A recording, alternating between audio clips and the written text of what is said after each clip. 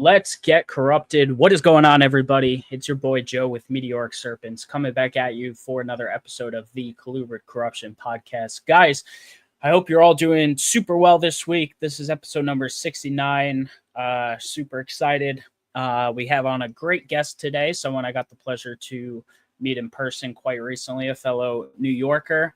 So yeah, I'm excited to get into this one. We have on Antoine from the Bred studio. Hopefully you saw the thumbnail there. We're going to be talking about a lot of Southwestern, for the most part, king snakes and rat snakes. So it's going to be a good time tonight. But yeah, if it's your first time tuning in, guys, make sure you hit that like button. Make sure you hit the subscribe button on the channel here. We're trying to get to 1,200 subscribers. We're steadily creeping up as usual, but make sure share it out to your friends, subscribe on your burner accounts, whatever you got to do.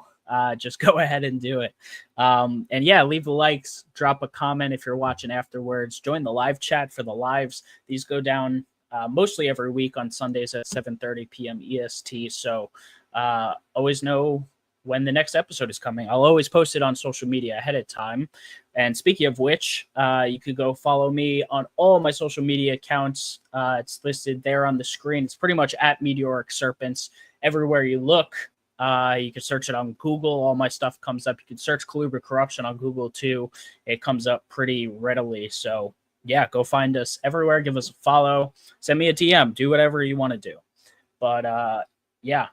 And next here, also, you can listen to this podcast on all the major audio podcasting platforms like Apple, Spotify, Google Play, YouTube Music, all that good stuff. So yeah, listen to this show wherever you listen to podcasts. And make sure you give us a 5-star review, follow the show, all that good stuff. If you're listening on there, always feel free to come over to YouTube and drop a comment on here. That's always cool. But yeah, and then guys, make sure you all are supporting USARK and USARK Florida, the organizations that are fighting for our rights to keep our reptiles. You never know when legislation is going to turn up, whether it's your backyard, state, or federal wise. So make sure you guys always keep an eye on that. Let's see. First link in the description below goes to the Meteoric Serpents Patreon. Gives you access to a Discord group with a bunch of fellow Colubrid enthusiasts, a little more behind the scene access of what goes on here at Meteoric Serpents. All the Patreon members get to know everything before the public does. And plus, it's a cool community of people who really like colubrids and all other snakes too. We welcome all reptiles. But yeah, and there's a bunch of other benefits and stuff to it. You can go check it out on that first link in the description. And let's see, we got a few people in the chat. We're going to do that before our hashtag Colubrid Corruption of the week. We got Jason from Anima Mundi. What is up? Thanks for being here. Got Ashley Burke. That's Antoine's daughter. What's going on? All right.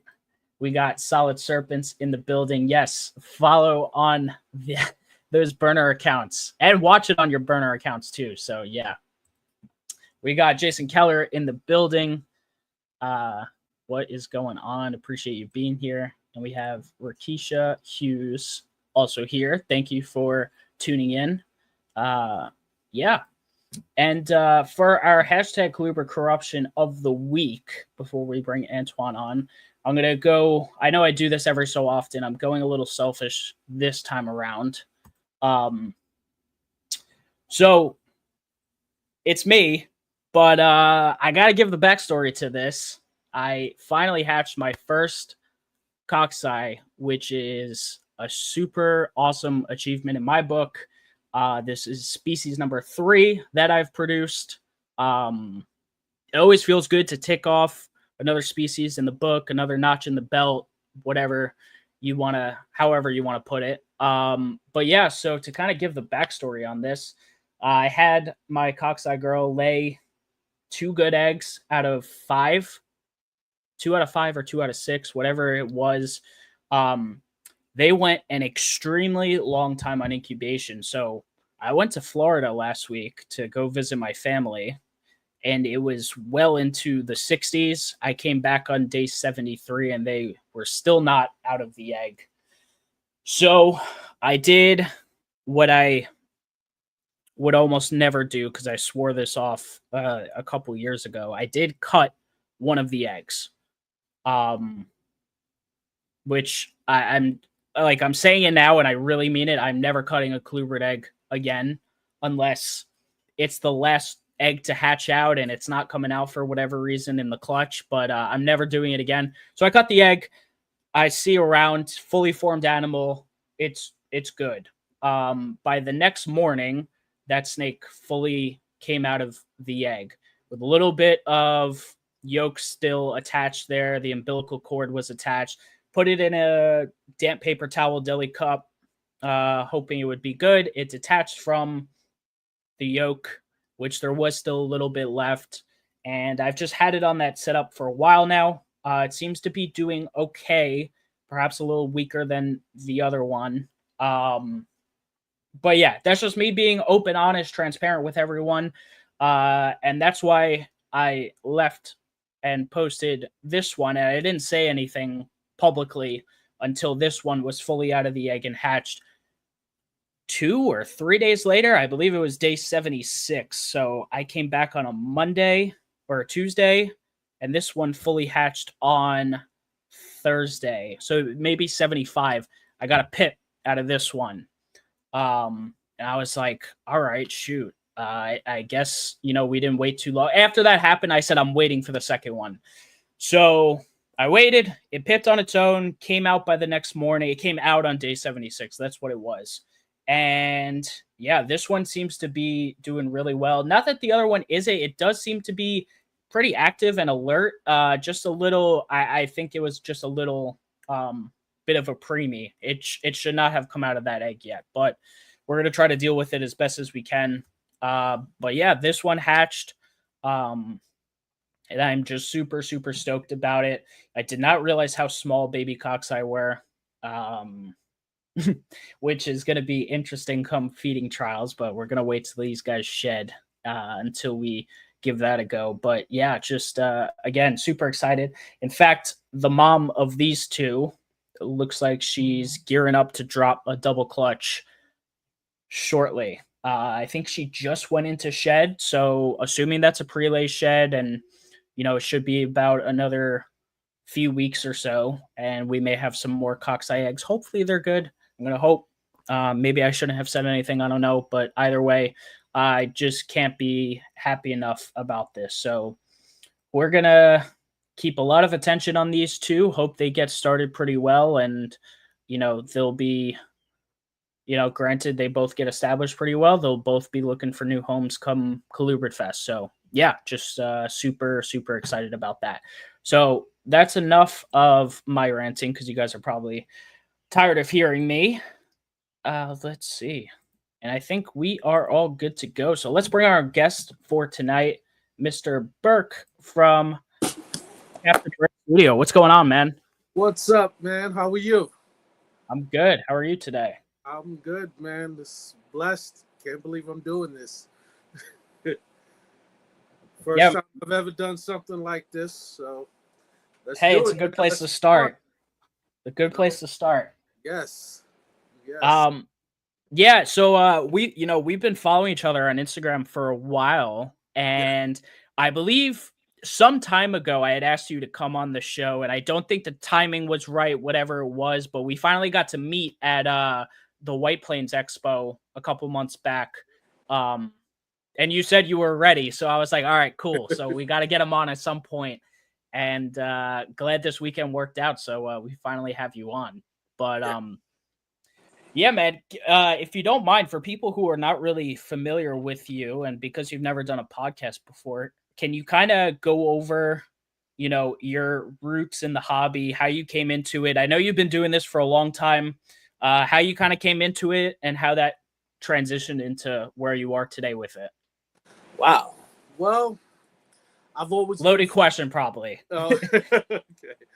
I've always been fascinated with reptiles ever since I was like 4 or 5 years old. I mean, as far as I can remember back, used to watch all the wildlife shows with my father. Wild America, I think it was, with Marty Stouffer.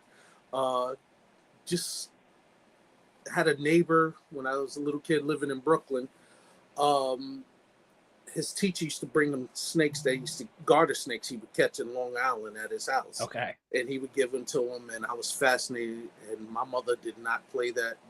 You could not bring those snakes in the house.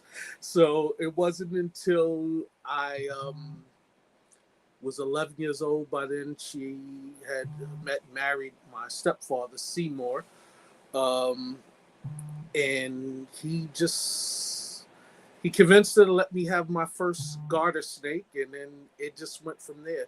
He got me my first 2 pythons. The first one was a reticulated python I got from what's that, Crystal Aquarium in Brooklyn, and then I ended up getting a Burmese python.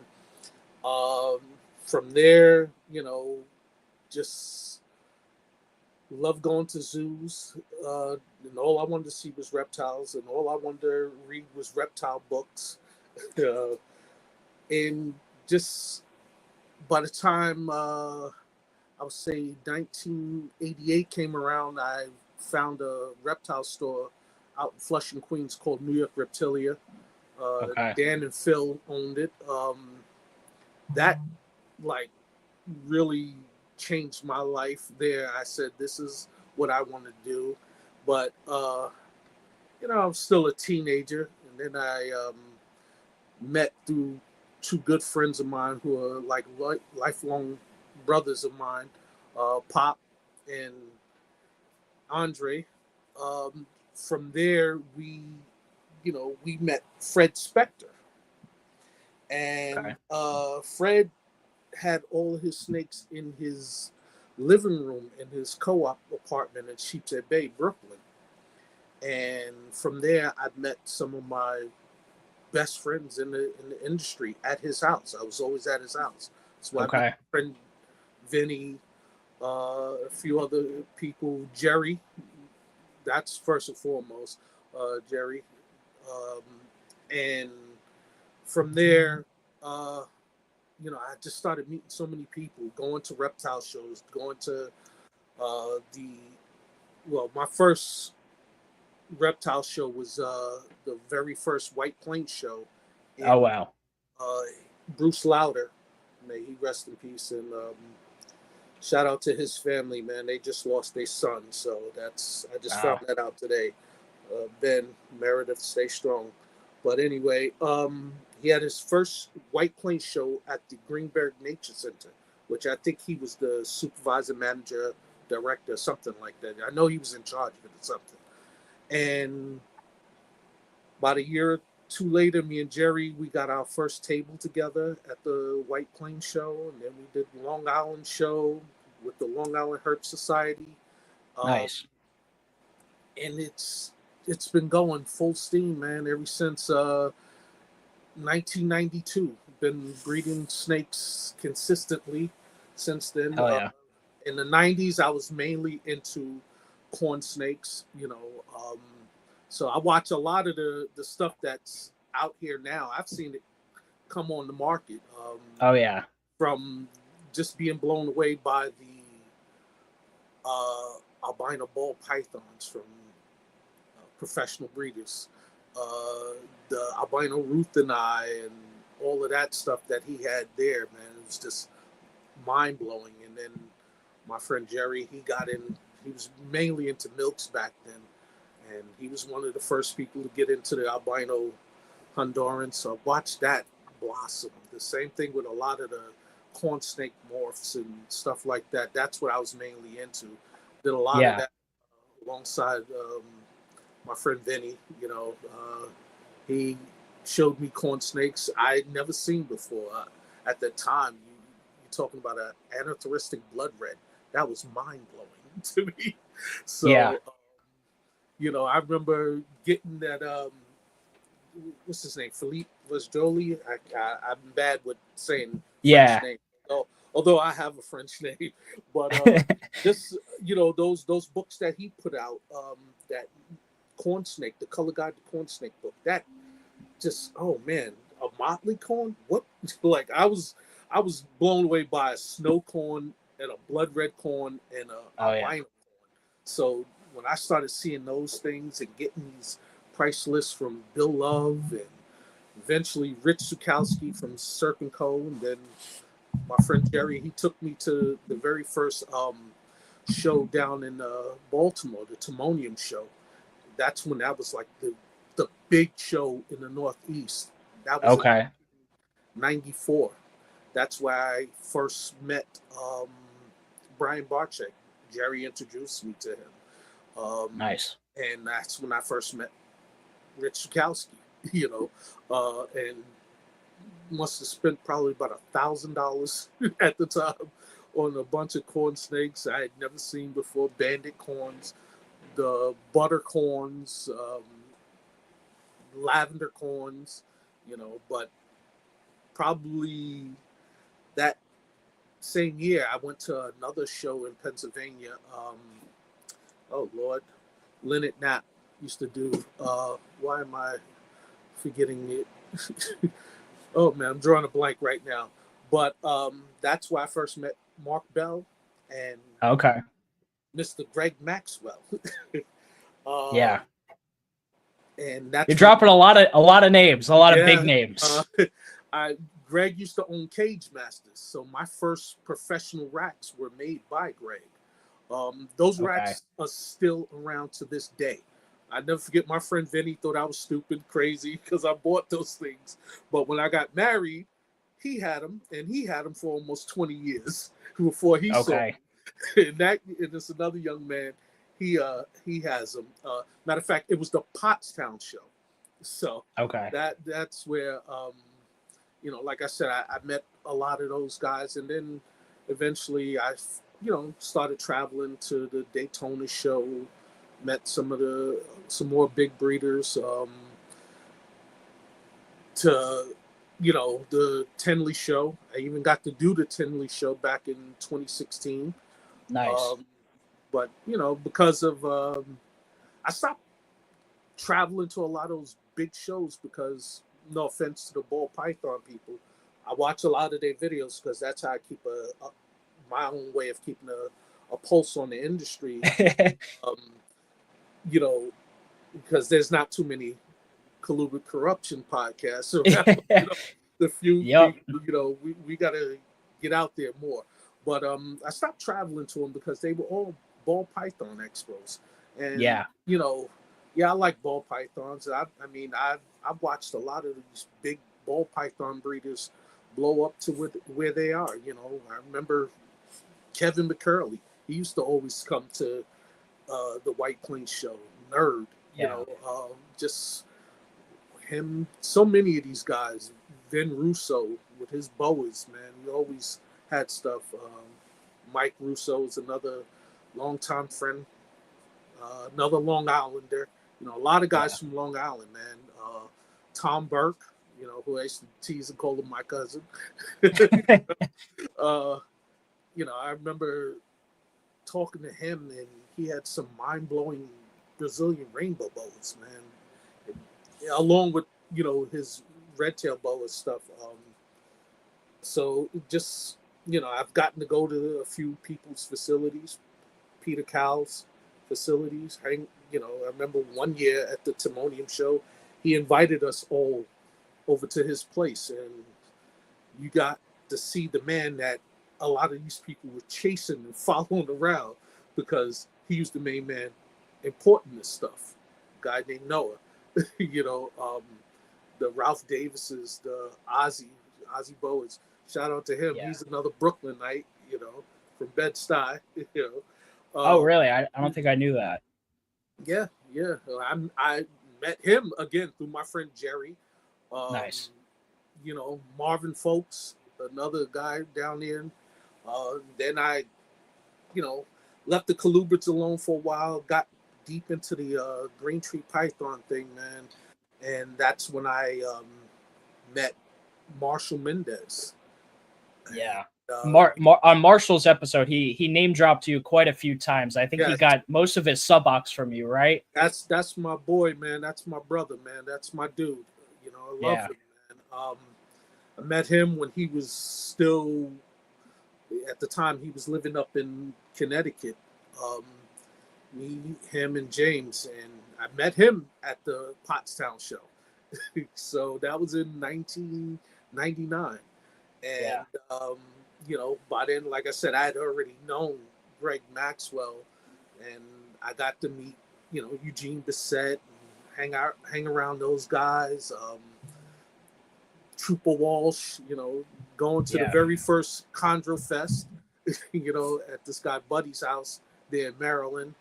You know, a lot of those guys down there in that chondro community, that was like, to me, the first real tight knit community within the reptile industry that I came across. Where they kept. I can really appreciate the chondro community big time, just with what they do with everything. I think it's something that all parts of the industry should look towards as like an example. Yeah, and you know, through them, it let me know that, you know what, it took me back to my dog days where they kept pedigree information on their animals. I was doing it with my corn snakes. I give it out to people, and they're like, "Dude, I'm buying a snake. I'm not buying a dog." Like, you know, well, I don't need a pedigree chart. But then when they breed them, and it starts throwing all of these different colors and patterns, hey, what is this animal het for again? I'm like, well, I gave you the pedigree chart. You know what happened? So, but you know, I stopped that because that's it. I was doing that all by hand. You know, I told you before, I am not a tech guy, so I don't know how to generate those type of things on a computer. But you know, just that whole community. Then started working for the city of New York. I had to, you know, give up my chondros, and then I didn't really keep too many snakes and breed too much stuff at all. And started keeping colubrids again in 2000, for about a year and a half. So around 2004, 2005, I started putting together a small group of Trans-Pecos rat snakes. What got me going with that was always loved them. Can tell you that I got my first ones from another, you know, lifelong friend. I have to call him in the reptile industry. Was Phil Black. And I met him at the Pottstown show years ago, but we were at the White Plains show. And I had always heard stories about these Trans-Pecos. Oh, you can't feed them nothing bigger than a fuzzy. They'll throw up. You can't keep water in with them. They'll throw up. I mean, I have them in this rack right here. Right here. Yep. They all got water. It out once a week. And, you know, but sitting there talking to Phil and, you know, I leave my table, go over to his table, looking at these blonde Trans-Pecos. And I'm like, man, I really want to get them. Are you sure they eat? Are they eat? I'm telling you, man, they eat. So I go to this guy, Mike Hannell, get some frozen thawed pinkies, throw them out, put them in there. They eat. All right, cool. We're talking. I walk away, come back, talk to them. And I saw these kids there, but then didn't think nothing of it. So I looked down. I said, well, wow, man. I said, these things are selling quick, man. You know, somebody, you sold them? He was like, no. We looked down. We saw the kids. I ran down the aisle right there in White Plains, the Westchester. Oh, nah. Ran down the aisle, grabbed the kid, and I saw the 2 cups in his hand. And I snatched them out of his hand, and Phil was right there. Bruce, he threw them out. They were little kids, too. Yeah. And that started my journey with Trans-Pecos back in 1997, 98. And it's just, you know, from there, I went and got some from another guy that I saw breeding them. Treated myself to a pair of Xanthic blondes. I think I paid Nice. like $800 for the pair back then, from a guy named Jim Kane. He was another Colubrid legend back then.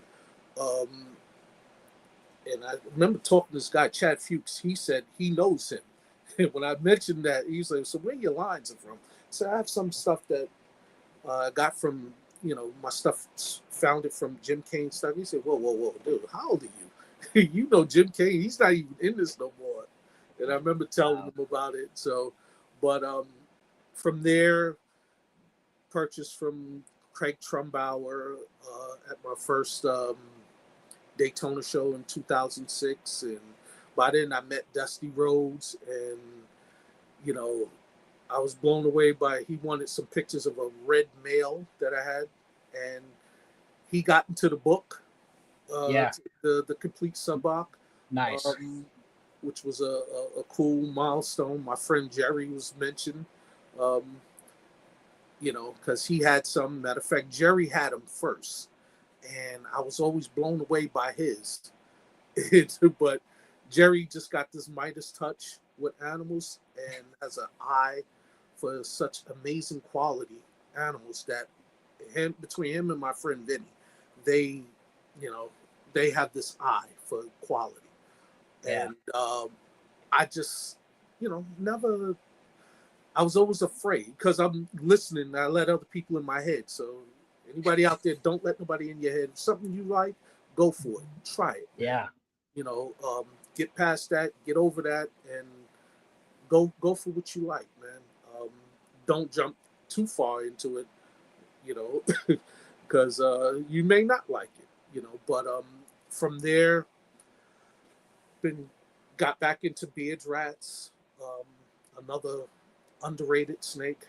I always felt that they were underrated, and just from got back into those. Got my very first hyper one in 2008 from Bruce Lauder, the promoter of the White Plains show. Okay. And, took that, bred that into 3 totally unrelated animals I had accumulated. I was buying a bunch of them, raising them up, didn't like how they looked, got rid of them. And then finally landed on a nice trio. And then my last one, who I think she's my best one, and she produced some of my best bright yellow animals, was a snake at the Hamburg, Pennsylvania show. It was the end of the show. Guy had it on the table. He was like, "Give me $5 for it. Otherwise, I'm just leaving it here." And I was like, "For $5, I'll take a chance. If it's a female, I'll take a chance." He raised it up. It was one of my best animals. Nice. Then I, ventured back into the Theri because I had them back in. I first got my first pair of those from Tim Gebhardt at Vivid Reptiles back in '99, and that's when he had bred this wild caught female to his best male. And to me, the orange male that he sent me was like mind blowing. And I got a milk snake face female, and then during that time I was getting married, so I said I'm gonna get rid of got rid of all my colubrids and focused on the green tree pythons. Got to breed those twice. So, and then, like I said, once I worked for New York City Transit, I didn't know my head from my tail, man. My wife could probably, she's watching. That's Rikisha. She'll tell you, I used to have nightmares about crashing the bus, literally. So I wasn't focused too much on my chondros, man. I still call them chondros, although some people, I guess the I don't know, the educated science people who's never kept them or bred them, renamed them to all these other names. I hate that, But like I said, just got back into those, and then started finally venturing into the Alterna, the Gray, the Mex-Mex, the Mex-Mex. Thanks to John Lasseter, I really started looking at them like, those are interesting. Yeah. Some of these things, like my mentor had, Fred Spector, he had a lot of these things, but, my head was just more into corn snakes then, so, and now some of these corn snake names, I don't know. You have to tell me, is this, this a blood red cross to this, or blood red this, or hypo this? I don't know. Now they got these names for them. I don't know what's what anymore, unless you tell me what's the actual morphs behind them. But from there, I got my first pair of Gray from Tyler Kennedy. He probably has the best collection of Gray Durango Mountain Kings in the country. Okay. Mind blowing. Got my second pair from Jerry Salmon. He's a Alterna legend. If anybody that's into Alterna, you know him. You've heard of him. And just went on to put my collection together by connecting with some really good people, man. Some people have a bigger name than others, Right. But just been having fun with it, man. Built out my snake room back in 2019, and I've had my highs and lows with it. You do get burned out sometimes, but I stick with it, man. This is all I know sometimes. That's how I feel, and I'm so grateful for you, Joe, man. I love the fact that, people like you and what's this other brother, man? Clint Bartley. Their podcast. I love that, Thanks, man. These guys are doing these colubrid focused podcasts and shows and stuff like that, man. No disrespect to the ball python people, but it is oversaturated. Oh yeah. But and I'm not saying that to be offensive, but plus I've always been different. Always went to the left of what everybody else has done. Anybody who knew me growing up in Brooklyn and Coney Island, that's where I mainly grew up. They all, Antoine with his crazy animals and his snakes and stuff. And people see me, you still got them things? Yes, I do. And I ain't giving them up either. Probably downsize a little bit here and there, but so, but like I said, I'm having fun with it. I mean, it's the right way to do it. I truly do, man. Appreciate it. Awesome. Hell yeah. One quick question for you. Did you ever go to Paradise Aquarium in Ridgewood? No, I don't think you mentioned a few pet stores. Okay. I worked there years ago when I was in high school. But that shop was around since like the 70s or even earlier than that. So that's why I wanted to know if you ever been there. Where was that one located? On Fresh Pond Road in Ridgewood, Queens. I think I went there once with Jerry, and that was like early 90s. Okay. Because he lived in Maspeth.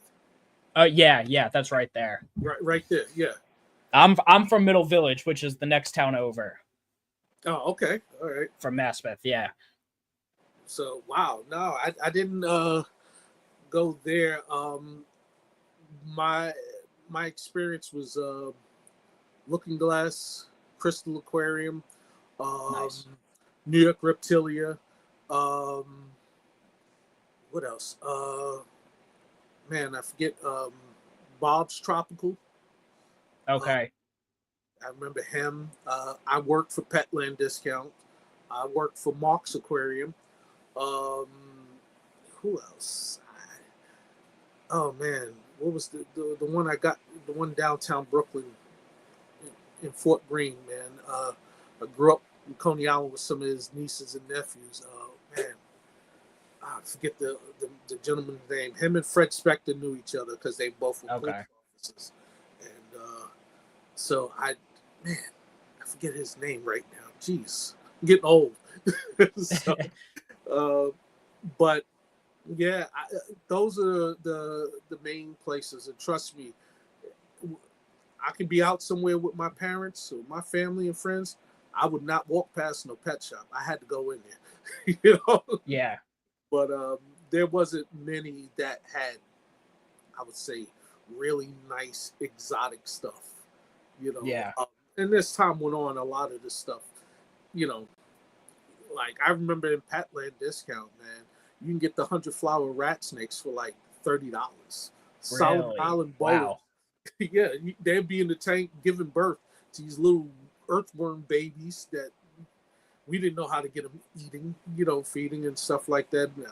I got a few of them to eat some little, I think they whip skinks. Okay.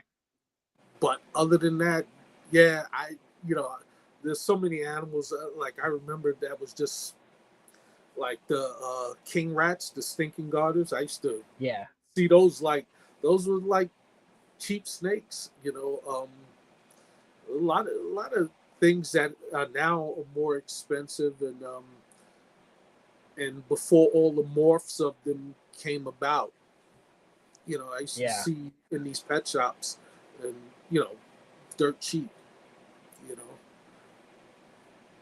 Gotcha. Here's a good segue to ask this because I keep forgetting to mention it. John's asking if you're vending Colubrid Fest, which I forgot to remind everyone is September 12th to 14th at the at the Allen County War Memorial Coliseum in Fort Wayne, Indiana. That's only a few months away. I know. I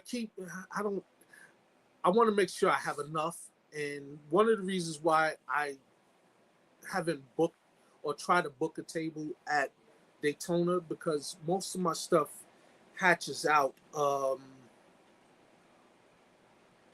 in August, and I don't like to sell nothing unless it's eaten 5 times straight. You know, so you skip a meal on me, it better be because you're in the shed. Yeah. But I've had people get upset with me. Oh, it ate 2-3 times already. Ship it to me. Nope. You know, most of the time I don't like telling people what I have available until it's well established, because I don't want to get nobody's hopes up. And next thing you know, this thing eats 2 or 3 times and never eats again for me. Makes sense. So if it won't eat for me, although I've heard stories that, send it to me, get it to them right out of the cup. I guess after an airplane ride, the thing eats. You know, I've heard stories like that. I just don't want to gamble like that. I want to be able to sleep at night. So I want to put out good quality stuff and stuff like that. So that's one of the reasons why I'm a little up in the air about trying to do the Daytona, trying to get into Colubrid Fest, because I don't want to just bring animals right out of the egg. You know, I don't think. Yeah, I hear you. You know, I mean, I could. Well, if worst comes to worst, just come and don't vent. Yeah, definitely want to do that. Definitely, me and John had chatted about that. He said, "Man, been chatting with you for all these years, man. I want to meet you, man." And I haven't been back to Daytona since 2008. So, hey, listen, I'm driving to Colubrid Fest, and I'll have a free passenger seat. So just throwing that out there. Hey, man, you better watch what you're saying, man. I'll come riding with you. I know I'll probably have to pass through your town to get where I'm going. So in Staten Island, you probably do. And then we take that turnpike to 80 and take 80 straight across. If it's like going towards Tenley, you know. It should be, in that same direction. Yeah. So. Yep. But So, what's the next question, brother? Yeah. No, so I really like talking to guys who have been in since like the 90s, like you have, because it really puts such an interesting perspective on the industry, and especially because I'm young and I know some of the audience is as well, just to kind of like what you see, some of the main differences are between now and back then. Because like back then was like, I know it was like the Wild West of the reptile industry. Everything was new. Everything was like coming out that was like super cutting edge because it was just like new morph here, new morph there, new species that were coming into the hobby. So like, what was that like, man? Because I mean, it's just such a different experience than what we see in today's.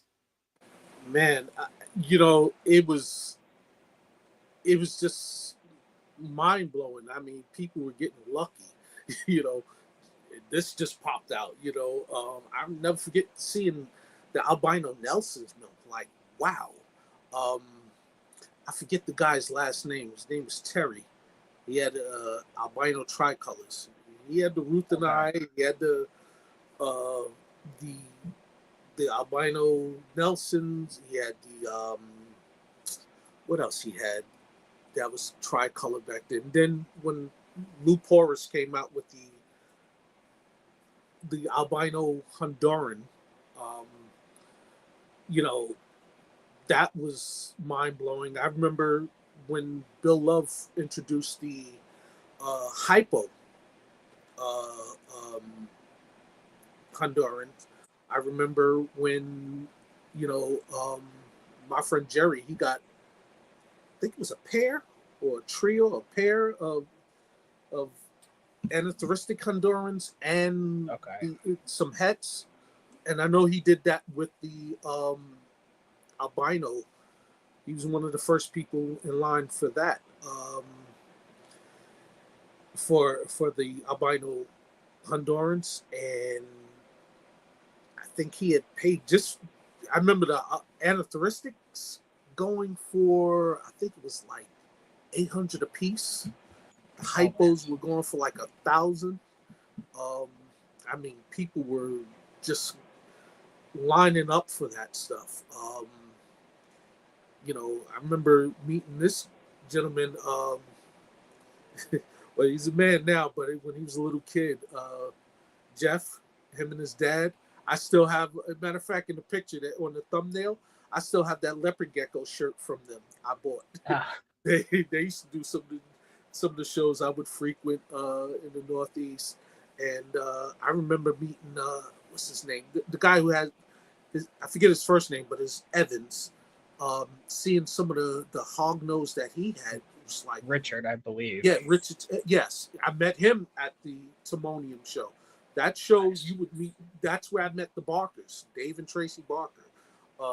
Seeing all of these people, Bill Love, you name all of the who's who from then would come to that show, and Daytona when it was in Orlando. I never made it to that show, but just to see that, I think you work with them, the licorice rats, the black rats. I don't have those, but not black rats. I have the Texas rats. Oh, okay. But the gentleman who first discovered them, he was always at the Timonium show. I remember seeing those there. The one, if you wanted to see the craziest colubrids, you would always go to Mark Bell's table, man.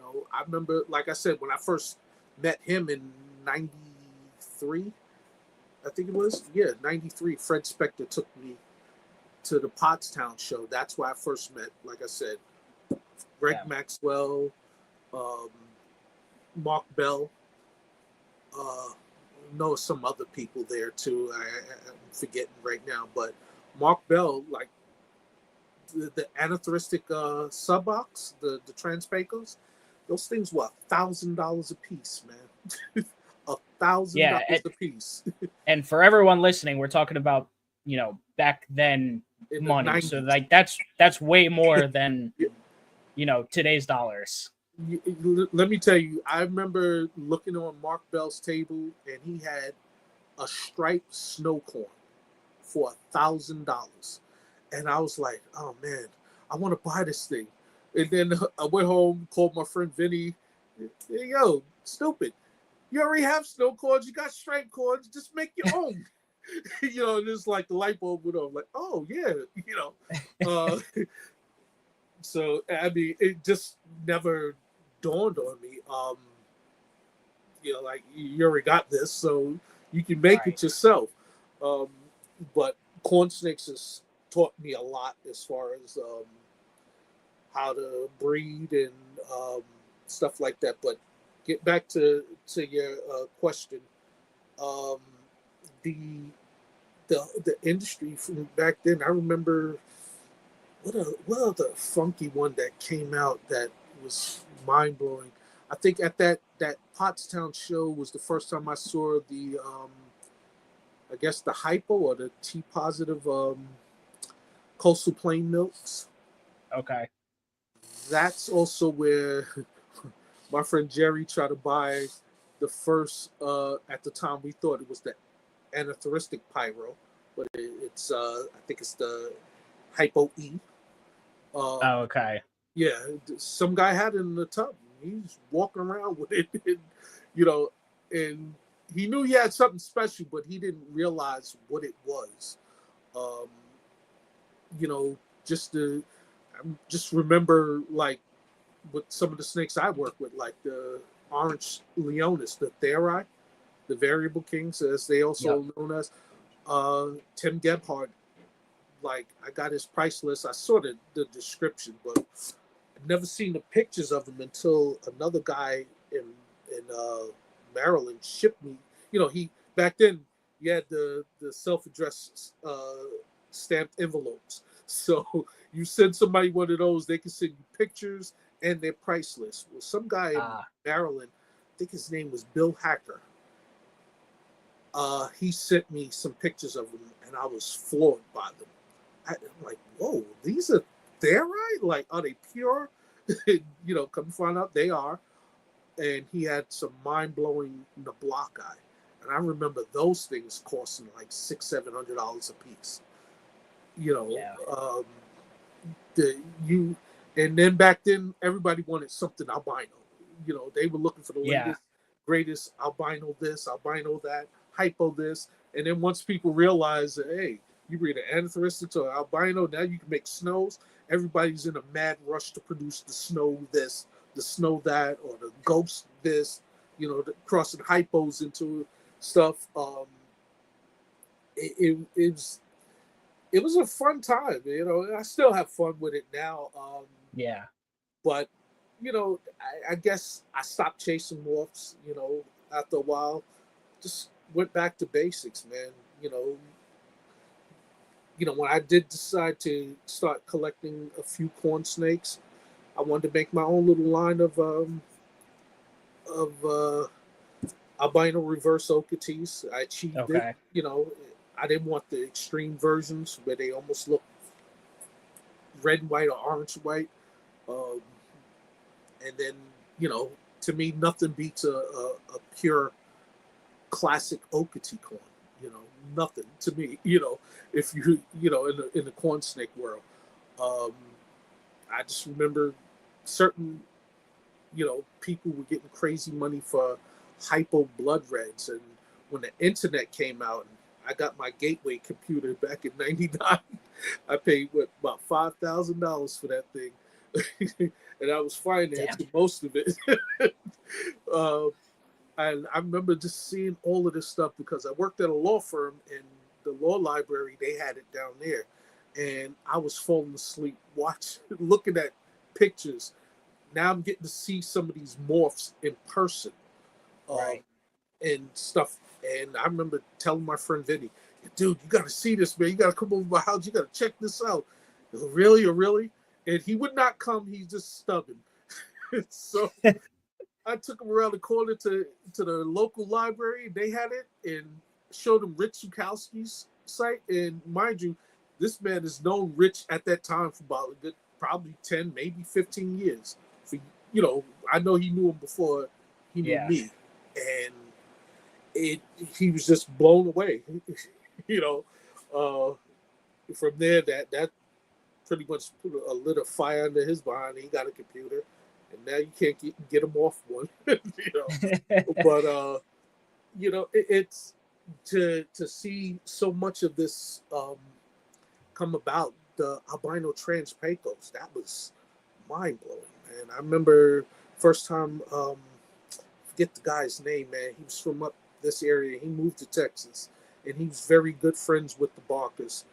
And he had uh, at the White Plains show on display an albino trans pecos. I Wow. was floored, and then I got my first normal pattern exanthic trans pecos from Mark Bell, and Nice. I was blown away by it because I knew the gentleman that I got my first pair of Xanthic blondes from, Jim Kane. He was working on it, on crossing those into normal patterns, and was going to make the, I guess you could say, the double het version. But I'm at the White Plains show. One of the last times I think Mark Bell did that show, um, he had one, and I was like, wow. He had a pair of them, and I don't know. That day I didn't do too well. Matter of fact, I wasn't near selling anything. And I just kept looking at them and coming back. I'm like, man, these things are beautiful. And he's like, just take them, and just send me your money whenever. Now, mind you, I still had his old Michigan address, so I kept sending the money order there, and it kept coming back to me. And I ran into. I ended up. Somebody gave me his number. I called him. He gave me his address in Florida, and then I remember paying him. I think it was like $600 for that pair, which was, I thought, was a steal. But you so many. I've seen so many snakes, morphs, and patterns come into the industry, and Yeah. there's people before me, that seen way more, seen stuff. I met the man that supposedly I know him. He used to import in the '70s. I think he was one of the first to import Wow. the albino Burmese python, Okay. Alfredo Jada. He used to own Big Apple Reptiles. You know, um, Not the other guy. Big his is Big Apple Snakes, I think it is, but Alfred was Big Apple Reptiles, and then he was a big importer, exporter. Um, so when I worked for Mark's Aquarium, I used to go down there and see a lot of stuff, man. Um, Yeah. there's just, oh man, I'm trying to think of other animals I've seen blossom into all of these morphs. I know a lot of the bull snakes, um, definitely a lot of the boas. Um, you know, I've seen a lot of that come about. Yeah. The I was never really a lizard guy. But I remember seeing the albino leopard gecko come on Yeah. to the industry, and it's compared to what you've seen in the '90s versus what you see now, they look like two totally different animals. Oh yeah. A lot of these things were, African fat-tailed geckos. Those, see them at the wholesale, $5 a piece, $10 a piece. You know, um, the iguanas, now they got albino ones in different, from what I understand, different color phases of albinos. That's mind blowing to me. Um, Oh yeah. you know, I've seen some albino tortoises. And I remember seeing Don Hampers, another legend. May he rest in peace, man. Haven't seen him, or rather his son and his wife Robbie, in a while. Um, but they had albino red-eared sliders. I remember just like, that's like my favorite turtle. uh, Yeah. just mind blowing. A lot of that stuff. Um, like I said, even the Burmese. I mean, remember going into New York Reptilia, they were the first ones I ever seen with the albino berms. They had the green berms, the patternless green berms. I'd never seen those before. Right. The Maclots pythons, they had those. They were the first ones to show me ring pythons. you know. And actually, it was their store. I seen my first trans Pecos, but I'm sitting there like, wow, I should get those. And some guy came in there with a beard, big old burly dude. He looked, he bought all of them. one shot, all of them. Yeah. I was like, whoa, but yeah, I some of these animals, I mean, you go back to what's his name from Seven Generation. My friend Jerry did a lot of business with him. Jerry had probably one of the finest milk snake collections back in the 90s, man. And I loved it because we're some small boutique guys, and you have all of the big breeders looking at his stuff, man. Like, and you have people bringing those big breeders by his table. Hey, you think you can produce me stuff like his, like that? And you have something like, I don't know, Yeah. those are really nice, Jerry's favorite back then was his Pueblans, man. So, there's, like I said, there was so many people. I mean, the gray bands, I didn't get into those. I didn't produce my first gray band until, what is he? That's 2020. I was always afraid to play around with them, but I remember when Dan Johnson, I think his website is still up. Some of my animals can be traced all the way back to some of the animals from him. He produced the first hypos, if I'm correct, the aneries and the ghost. Gotcha. So, and that was in the late 90s, early 2000s. I remember he had the angulatas, the pen bandit ones, the Mexican milks. I remember the albino stuff that Steve Osborne from Professional Breeders started putting out there, and that's a whole nother thing we'll talk about off camera. A lot of people still not happy with him. But some of that stuff was mind blowing, to see him cross the Ruth-and-I into the Variable King, into the Gray Banded Kings, the Greyer Eyes, seeing them cross into the Pueblans, some of the Pyros. You have some of these hybrids out here they're beautiful, but not my cup of tea. I don't agree with it. It's not, not a fan of it. Because you just got people who just, once it leaves your hands, there's nothing else you can do about it. Yeah. Definitely. I just, to each his own, but that's just not my cup of tea. There's a lot of purists out here that to this day frown upon that stuff. But yeah, I remember him, his brochures. He had the best brochures, some of the finest rosy boas, Gila monsters, stuff that we used to just salivate over, drooling over in books and stuff. And then, like I said, back in I would say up until about 1990, before those little small publications came out from Philippe, you had TFH, and those things were written by people that did not breed or keep snakes. So, they had excellent pictures, but very poor information. But then, even with us, I mean, there was a lot of gatekeeping, back then too. Some guys, they wouldn't tell you anything about how to breed and keep stuff, and there was a lot of misinformation out there. Everybody thought everything had to be kept hot. It's probably why we killed a lot of things. And hot rocks. Oh, geez. Oh yeah. That burnt so many of my snake stomachs, their belly scales and stuff. So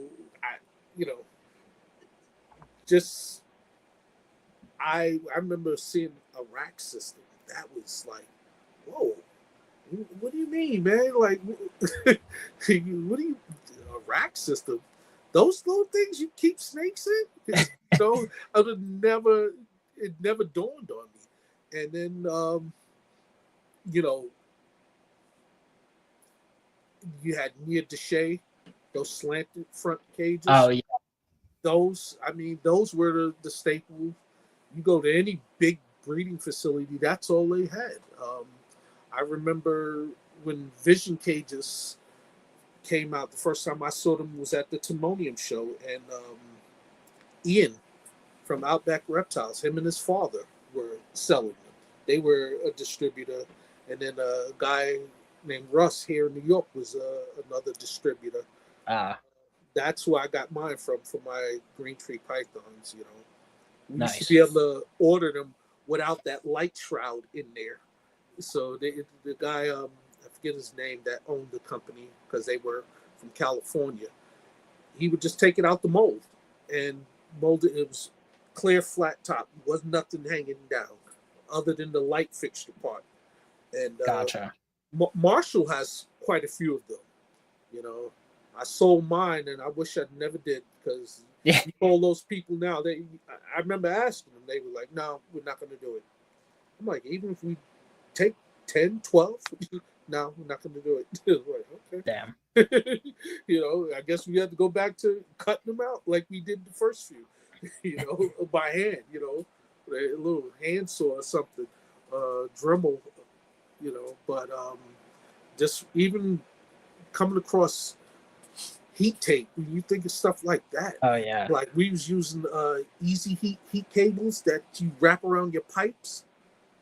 Those were hooked into lamp dimmers. You know, people were burning down their houses and stuff. Oh, shoot. And, there was none of these. You know, my first one was the spider robotics. I forget the name that they used. The Herpstat. Herpstat. Oh, yeah. Yes.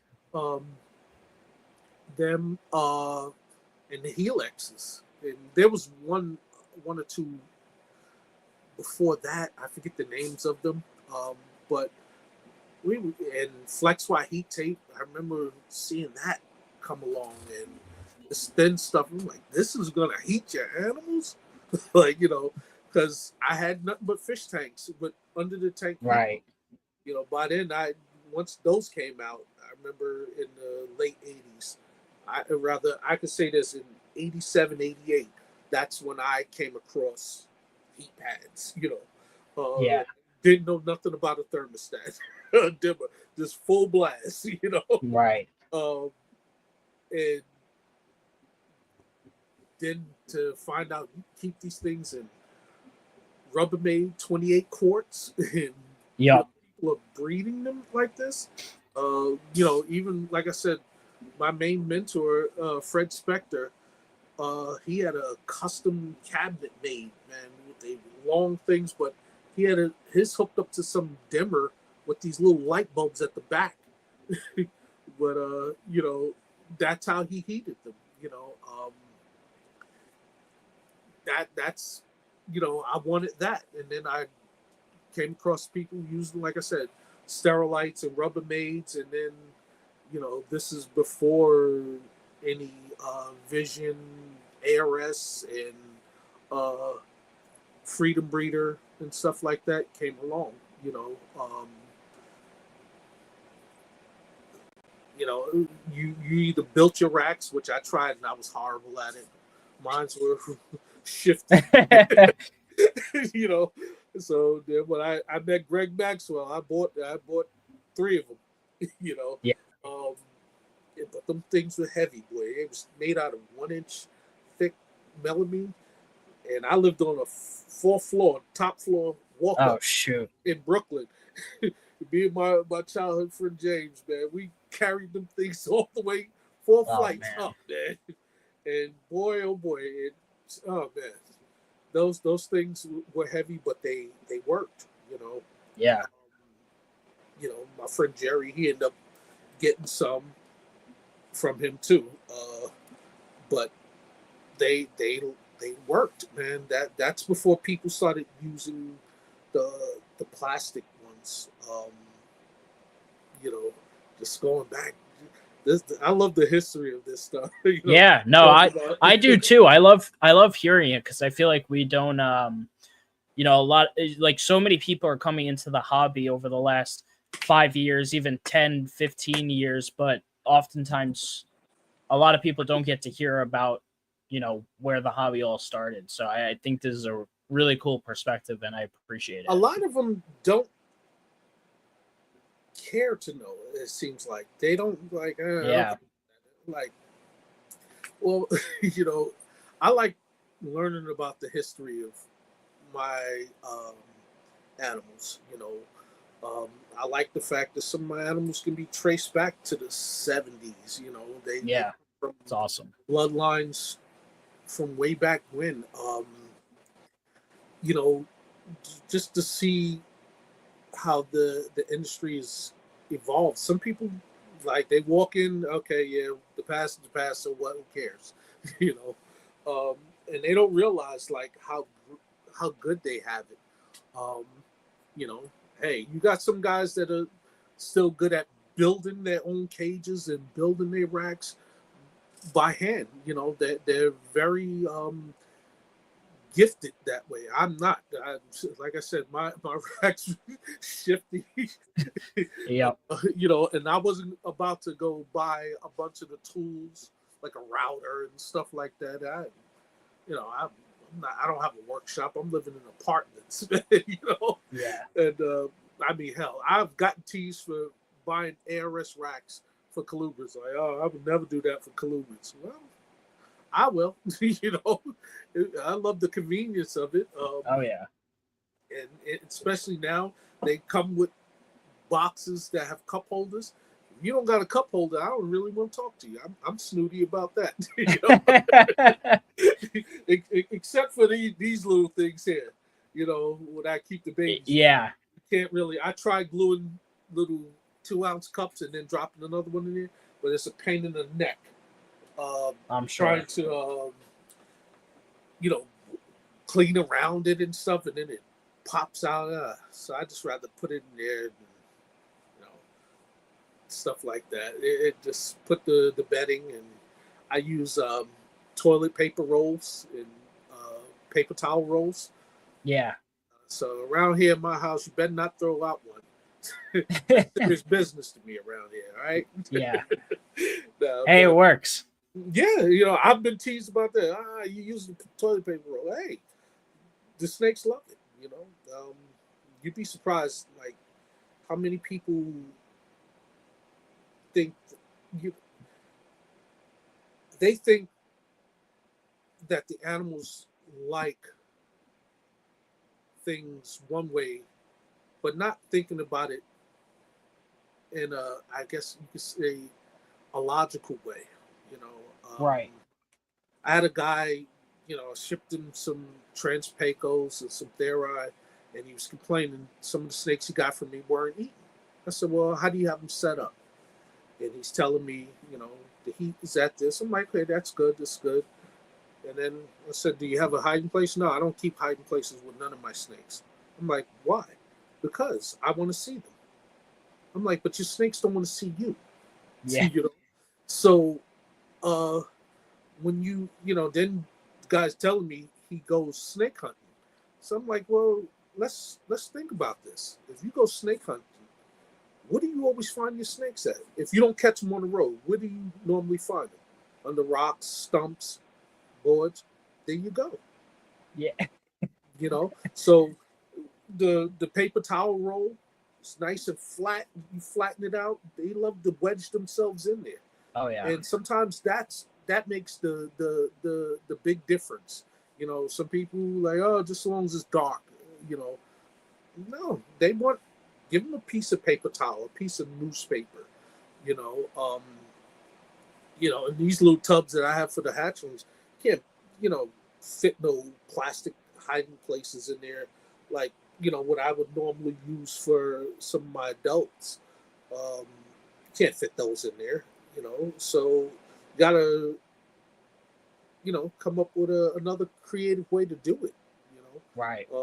Something, even if it's something as newspaper, folded up, layered, anything they can feel something on their back, you know, something above them and below them, and maybe a little bit on these sides. They feel like they wedged into something. Yeah. That's the that could be the difference in whether your animal thrives or not. Especially a baby. You I have some here now. I mean, the king snakes. My theory, they'll bite you.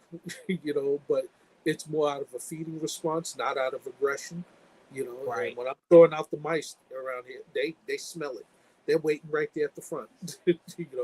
And the this rack right here, that's where I keep all the transpecos and beards. And when I was keeping corn snakes, that's where they all stayed on that rack too. But the I just love the evolution of it all, man. I mean, they've come out with some stuff. I mean, even the people who keep and breed dart frogs, man, they have some of these cages, man, that you can set it like the natural habitat where it mists, it will heat, it will, Yeah. they got fans in there, you'd be surprised, like, I never thought of it until I really had a snake room with a lot of snakes like what I have now. Yeah. Like how important it is just to have air circulation. You know, Big time. That's my ceilings in here is too low for me to even have a ceiling fan, but I have these other little fans blowing. I have a air purifier that shoots the air straight up. So, I do the best I can. I open the back door. I have a screen, so try to keep the bugs out of here. Yeah.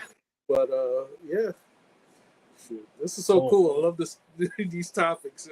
Yeah. No, definitely.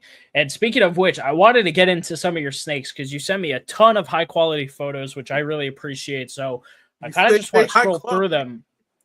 Yeah, 100%. Wow. I mean, I tell people, a lot of people are blown away by it, but this is my camera, my iPhone. Yeah. My iPhone. I got a little light box, and of course my front steps in front of my house. Yeah, that's taken on the front steps of my house. Still have that snake right there. She's right there. Hopefully she's gravid. Nice. Yep, that all taken with my iPhone, man. And based on this ID, is this a 2006 animal or is that just the way it's labeled? Yeah. Okay, the way it goes is BS is Bogotophus subocularis. Okay. 20 is 20. That's the year she was hatched. The Gotcha. snake number 6. F means it's a female. A is the clutchitrum. Clutch A. There we go. Okay. that makes more sense. I was gonna say, hey, look, a 21-year-old or a 20-year-old animal. That's pretty dope. I think the oldest snake I have in my collection is one of my yellow theories I sent you. Okay. He's a 2010, and I sent you a picture of a male beards. I produced him in 2010. The yellow theori was produced by Mike Bodner, another brother from Philadelphia. Cool. Yeah. Here we're in the kind of Transpeco section here. Yeah, she's a 2013. I still have her. I produce her too. Nice. Yeah. Yeah. Just some beautiful looking animals. This is the one I used on the thumbnail. This one I really like. That's a normal pattern exanthic blonde. She's het for blonde. She's a normal pattern exanthic, but het for blonde exanthic. Okay. She's het for blonde. The pattern was. Gotcha. Yep, I still got her. She's breeding for me now too. Those guys, Transpecos, breed late. I bring them out of hibernation the first week or second week of March, and everybody's breeding by the middle of April, end of April. You can put them together; they'll just look at each other. The last week of May, you may get a little action, but usually that first week of June, you hear nothing but thrashing. I have males that bite the females, which I thought only king snakes did that, but I got some beards that do it too. They bite the female on the head. A friend of mine, he was just telling me the other day, he said, yeah, I've had corn snakes do it. I'm like, wow, never seen that one. Yeah. But yeah, that's I still have her in the collection. Nice. Still got him. He's set for blonde too. So anybody who's gotten snakes from me, they get the parents' IDs. And okay. And along with the hatch date. So you get your snake's ID number, which will be like this, and then the sire, the dam, hatch date. Awesome. So you allow, if anybody on here has gotten snakes from me, you're seeing some of its parents. If I didn't already send you pictures, this is a River Road albino. Okay. She was produced by Gary Kiesler. He's I know he's well known in the Rosy Boa community and the Gray Band community. So I have that female. I still have her. I really like this one. I'm not always the biggest fan of albinos, depending on the species, but I actually really like the kind of caramelish look to it. Yeah, she has more of I would say more of a buttery yellow, whereas my other ones have more of a orangey peach color to them. Like you, I'm like over the whole albino thing. I was chasing the whole snow project. Don't really mean much to me, but I am working on producing some double heads, some albino blondes. I happen to like the way those look, the few that are out there. Nice. But I used to work with the other line of albino transpecos, which is the European Lama Alta line. They tend to have the missing scale on the head. Interesting. So if you bred those two together, you get old normals. That's how Tracy Barker discovered that they're not what's the word? Allelic? Compatible. Yeah. Yeah. So it's just like the sharp strain and the cow strain of boas. Right. And I know it's something like that in the Pitchewolfus world. I think it's the gopher snakes. Certain. Yeah, it overlaps with a bunch of different species. Yeah. So. Cool. Yeah, I've had somebody accuse me of crossing a Transpecos rat snake and a Texas rat snake. That's why they have the big bulging eyes. Really? Which I learned this from Dusty, that Transpecos and the Baja rats, they have a extra chromosome, so you can't hybridize them with other snakes. So it's impossible. So you have silly people. I've had people say my orange steri must have Okati corn in them. Furthest from the truth. Yeah. What other one you wanted to show? Let's see. That's another River Road. Okay. I got her from Russ Bates. Actually, some of my Theri could be traced back to him. He had some kick-ass. Oh, sorry for cursing. No, you're good. We're past like the 7-second mark. Yeah. Once we're past that, we're good. Some screaming yellow lines of Leonis. So, but I got these from him. They just have and I have another pair that I got from Steve Roylance that they proved to be het for blonde rather than male. this year I'm going to prove if the clutchmate sister is. So Steve Okay. Roylance is big into corns. Nice. So has anyone made this snow Transpecos? I don't know if I've ever seen that before. Yes. Oh yeah. I've had a couple. Only one that's been elusive to me has been the. Well, I did produce it, but I cooked it, and that's what made me go get an incubator. Because I was heating them on a hatchling rack inside of a shoebox, shoot. and I unplugged the damn thermostat, so everything cooked probably about a week before they were due to hatch. So, and in the egg was 2 snow blondes. Okay. Damn. Only other crazy Transpecos I ever produced was a 2-headed one. They hatched out and died. Damn. So that, and recently, a couple of years ago, I produced a 2-headed Theri that died. Nothing lived, Yeah. So, but what other one there? Yeah, that's the same female.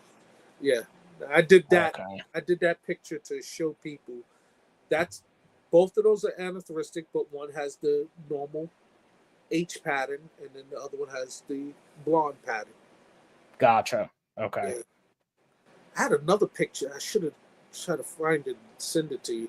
I had all of them, like all of the. Oh shoot.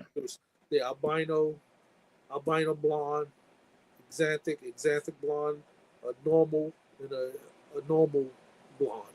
So all of them under the sun except for the snow. I mean, a snow normal pattern Transpeco, it looked like a snow corn to me.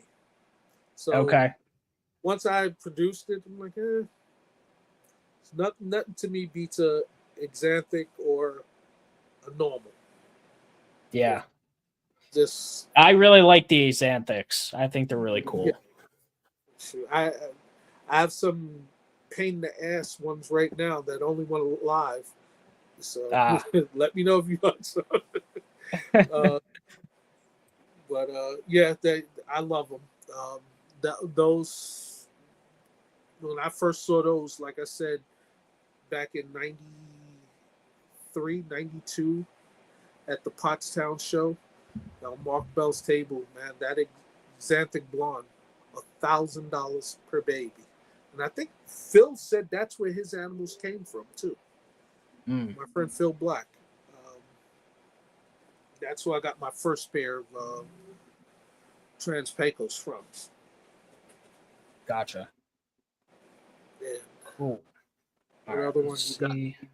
Oh yeah. Oh, there's another one. That's a pure River Road blonde. I purchased that male back in 2016 from I think his name's Colin Smith. Okay. Nice. Yeah, he's big into gray bands. Just was never able to get another pure River Road normal or blonde. I see people catching them. I've been told I need to get my behind down to Texas and go hunting. Never really been herping like that. It's the same male again. Yeah. I still got him right here. He's a big boy. Yeah. Nice. That's a black gap gray band. I call him my abstract gap. He was produced by Bob Hansen from Sierra Herps, and that was like the only aberrant animal he's ever produced. That animal, its lineage can be traced all the way through some animals from Dan Johnson on his website. He kept excellent records. Yeah, that's awesome. Yeah, I love him. I still got him. He's a 2015 animal. Yeah, see that. Very nice. By the way, guys, audience, let's get the likes up for Antoine. This is a great episode, dropping some awesome history. Let's get those likes rolling on here. A lot of people in the chat, which I really appreciate. So, thank you, everybody who came out to check it out. Thank you. That male right there, he surprised me. I bred him to a female that I got from Vivid Reptiles. I knew she could possibly be het for hypo, but he produced 2 hypo females for me. Really? Yeah, and I remember reaching back out to Bob Hansen about it, and he was like, "No, I've never produced any. I don't think he's really into those. The color morphs." And I went back looking on Dan's site. There was no animal, none of its grandsires or great grandsires or dams were het for hypos or produced any hypos. So that was amazing to find out that, like, I guess it spontaneously happened.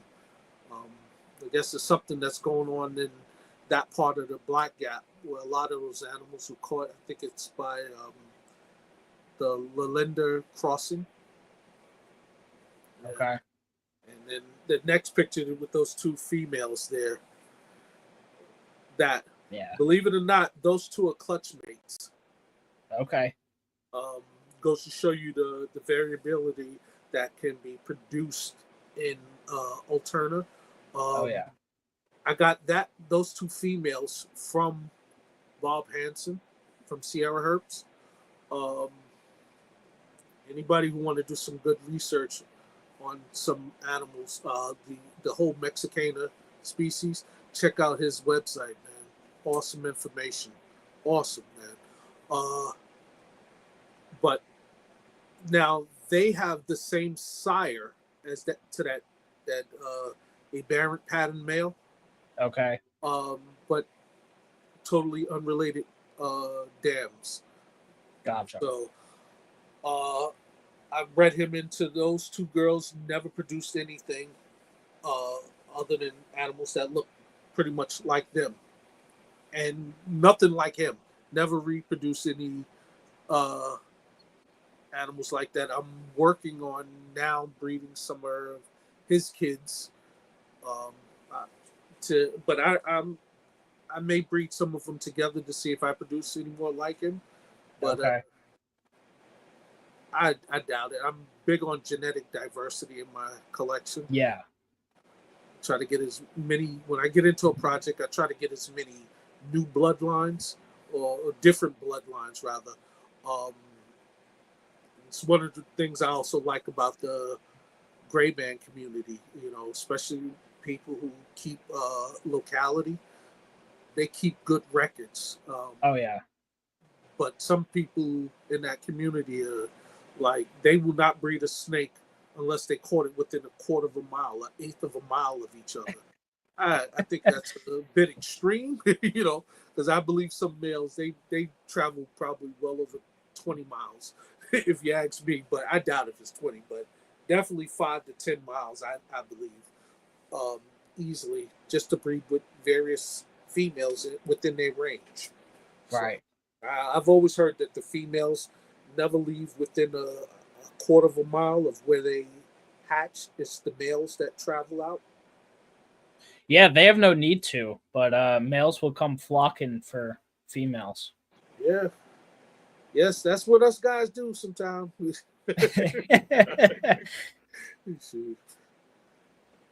That now this is another line and locality of Black Gap. These are from Brian Box from Headquarters Cut.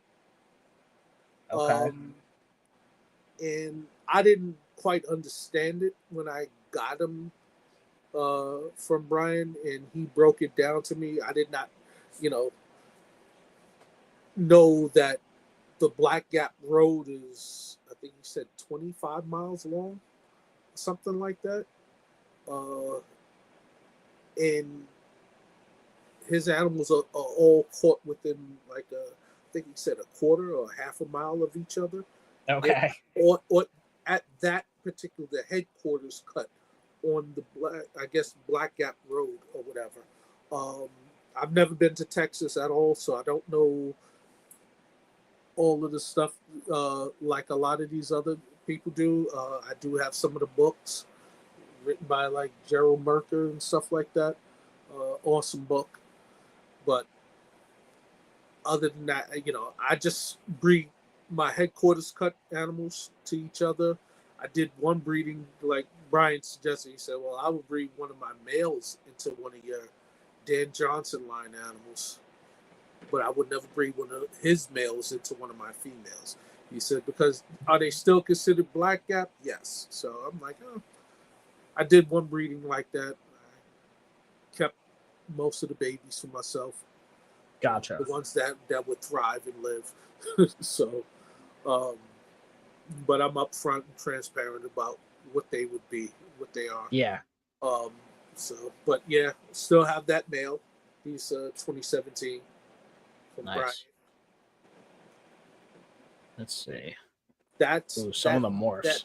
That's a hypo female. Yeah. That's the father's that aberrant male, the first one that you brought up. Yep. That's the father. I bred that to a very dark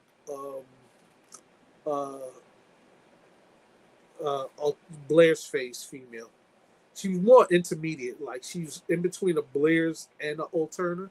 So very dark, beautiful animal. Again, a lot of stuff that traced back to through Dan Johnson, and I forget the other gentleman's name right now. And I don't have my pedigree chart book with me. It's in the other room. But yeah, that's one of the females I produced in 2020. So that was a nice surprise, Yeah, I'm sure. Blown away by that. Like, wow. I still got that girl. She's right behind me. She just laid a nice clutch for me. I bred her to another male.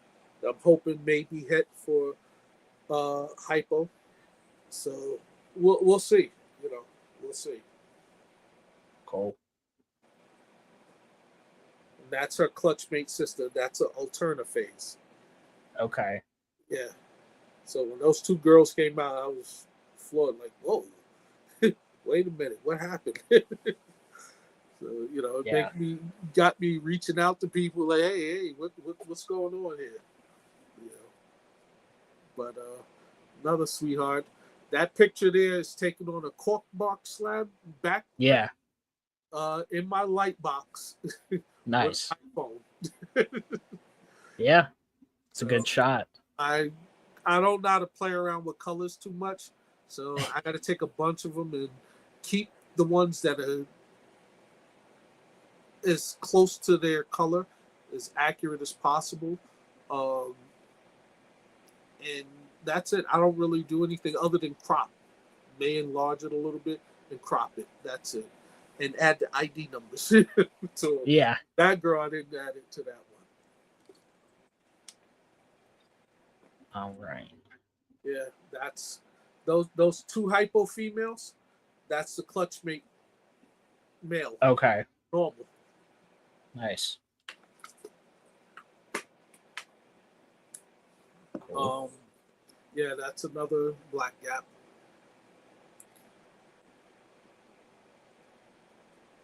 That's a headquarters cut male.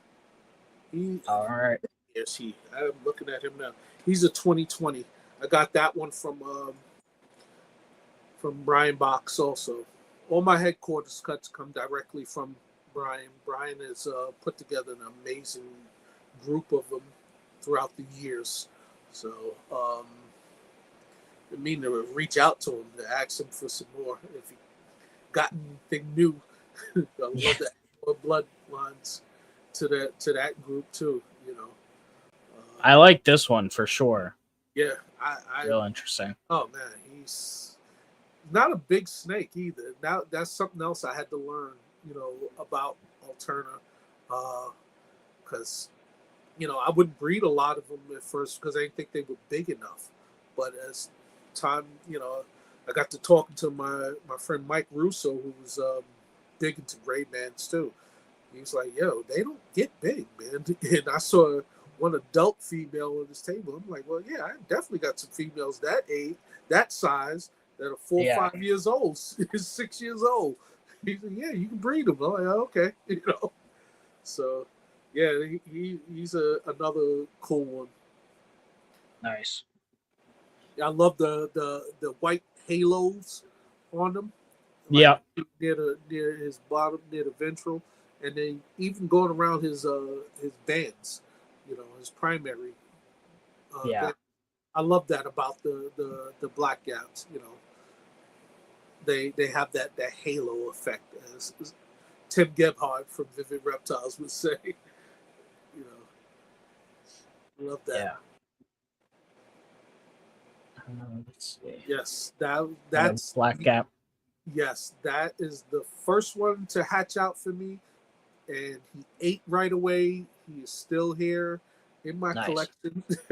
I'll never get rid of him if I can help it.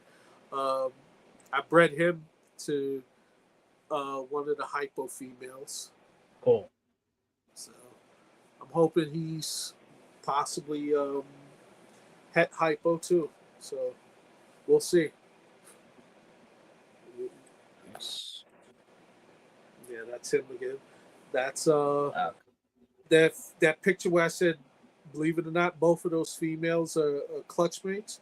Well, this is an individual picture of her. Oh, okay. Nice. Yeah, that's another one of my headquarters cut females. You see HQ, that's headquarters. Right. Yep, I see that. And then that's my other headquarters cut female. Produced some very interesting ones with the Blair's phase male, and then that dark male that you said you liked, the other female before, I bred him into her. So they produce some pretty interesting animals. I like doing that, crossing the animals just to get a nice variety in the clutch. Oh, yeah. It's one of the things that I love about gray bands, like I said, I've been keeping gray bands now for about 10 years. I've been breeding them for about the last 5 years. And in that time I've learned as you go further west, they're more alterna looking and they don't get as big. And if you go further east, they're more bigger and they're more Blair's phase. So, which I find, to be pretty interesting, Yeah. And then you could also get these granite or paddleless or speckled phases. And I learned from Tim that he said 90% of them are females. And it's the same thing with the Mex too. The granite face Mex. 90% of them are that. That's a hypo male that's het anery for het for ghost. I got him and I have a female from him that's het ghost. Okay. Yeah.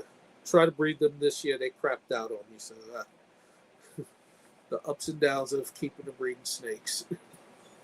We have a quick question in the chat, which is a good one here. What's worked best for you getting baby Alterna started feeding? Okay. Tell you what I've learned from everybody else. Plus, when I first offered them, I offer frozen thawed. My wife will not allow me to breed rodents, so I cannot have live rodents in here. So I have to buy them from someone or from wherever. I offer them that. Then if I can, I offer them live. They don't take that. I offer them boiled pinks. So basically, I boil some water from the Chinese restaurant, the wonton soup cups or a little jar, glass mason jar. Hey, fill that with that hot boiling water. Drop some pinkies in there. That's been known to get them to go. Lizard scenting, rubbing frozen thawed pinky on a lizard, a lacerda, or I get a lot of these Italian wall lizards from my friend. Uh, Yeah. I've thawed those, I freeze those, and then I throw them out, throw some pinkies in there, and it's like the scent from there goes on the pinkies. That sends to work. Something I learned from Tim Gebhardt at Vivid. He told me, he said, "Hey, just leave them alone." And springtime is the magic trick for them. Like hibernate them, bring I them was out. gonna say, have you done that? Is that like last resort where you brewmate Yes, them? yes, I did that. I had this little female right here that she turned on for me, just for me hibernating her. Nice. I'm not a big fan of force feeding. It seems like it Yep. causes more stress and trauma. Just learn to be patient. Leave them alone. As soon as you can, get them into hibernation, and that's what I did. This year, I hibernated them in these little cups, like these right here. Oh, got my pins for my hatchet out of there. Got these from Okay. Red Line Shipping. I put the Yeah, 20 yeah. ounce deli cup in there with a bunch of aspen or wood shavings, and put them in the garage with the other snakes hibernating. So some of these babies, they got to experience some 40 degrees, very cold weather, and brought them out after 2-3 weeks. You know, just offered them frozen thawed. Some of them took frozen thawed right away. With gray bands, I have not had luck with split brain. Okay. That seemed to work more with my Theri and a little bit with my Mex. But with Alterna, it's either boil pinks, lizard scenting, hibernation. Gotcha. Cool. And I hibernate them for like three months. Okay. So, I don't do nothing special. Treat them like any other colubrid. My garage gets anywhere from, it's been known to get down to the 30s. Um, Never lost a snake. Um, and but it definitely stays in below 55 in the wintertime in my garage. So, Nice. they come out, like I said, warm them up. I don't even offer them nothing for the first 2-3 weeks. Just let them warm up, just leave them alone, and just throw a frozen thawed pink in there, and then go through all the other steps, live or scented and stuff like that. But with the hibernation, most of the time, frozen thawed, they'll take it right out of hibernation. Well, not right That's out. good. Yeah. What other questions they have there? Oh, At the moment, nothing else in the chat in terms of questions. Let's see. I wanna. You sent me a lot of Alterna. Hold on. I want to see if we could get to some of the other stuff. Oh, here we got some Bairds. Yes, that's one of my yellow males. Like I said, I don't have any. Oh, that's a hypo. I don't have any pure locality animals. My animals are pretty much bred for color. Okay. When I started putting together my group, not hardly anybody bred them by locality. Right. They were just like throwaway snakes. Only a handful of people appreciated their natural beauty. And from there, I just, like I said, that $5 female, that's his mother. Oh, okay. That's her son. Nice. But his clutchmate sister, who is EB 1207, that she looks nothing like him, but pretty in her own right, beautiful in her own right. Um, Another thing with beards, a lot of people, you got to have patience as far as waiting for them to go through their ontogenetic color changes. Um, Most of the time, it for them to fully change, go through their color change and reach their adult colors, it can take 2.5, 3 years. Yeah. I've had some develop all of their colors as early as 18 months, but those were males, in my experience. Um, but on average, I would say 30 months where they fully, you know, and everybody who's gotten animals from me, if they take pictures of them from when they first got them, and a few months later, and as time goes on, you start to see them. I mean, it's gotten to the point now where I'm on like third generation from some of my founding animals, and the babies, I already see the colors on them. You know, That's the, cool. yeah. I mean, and they're such sweet animals. My biggest male, my youngest daughter Anaya, she named him Biggie Boy. He has to be 7 feet long, about as thick as my wrist. But I can pull him out. Is it all right? I pull him out? Yeah, go for it.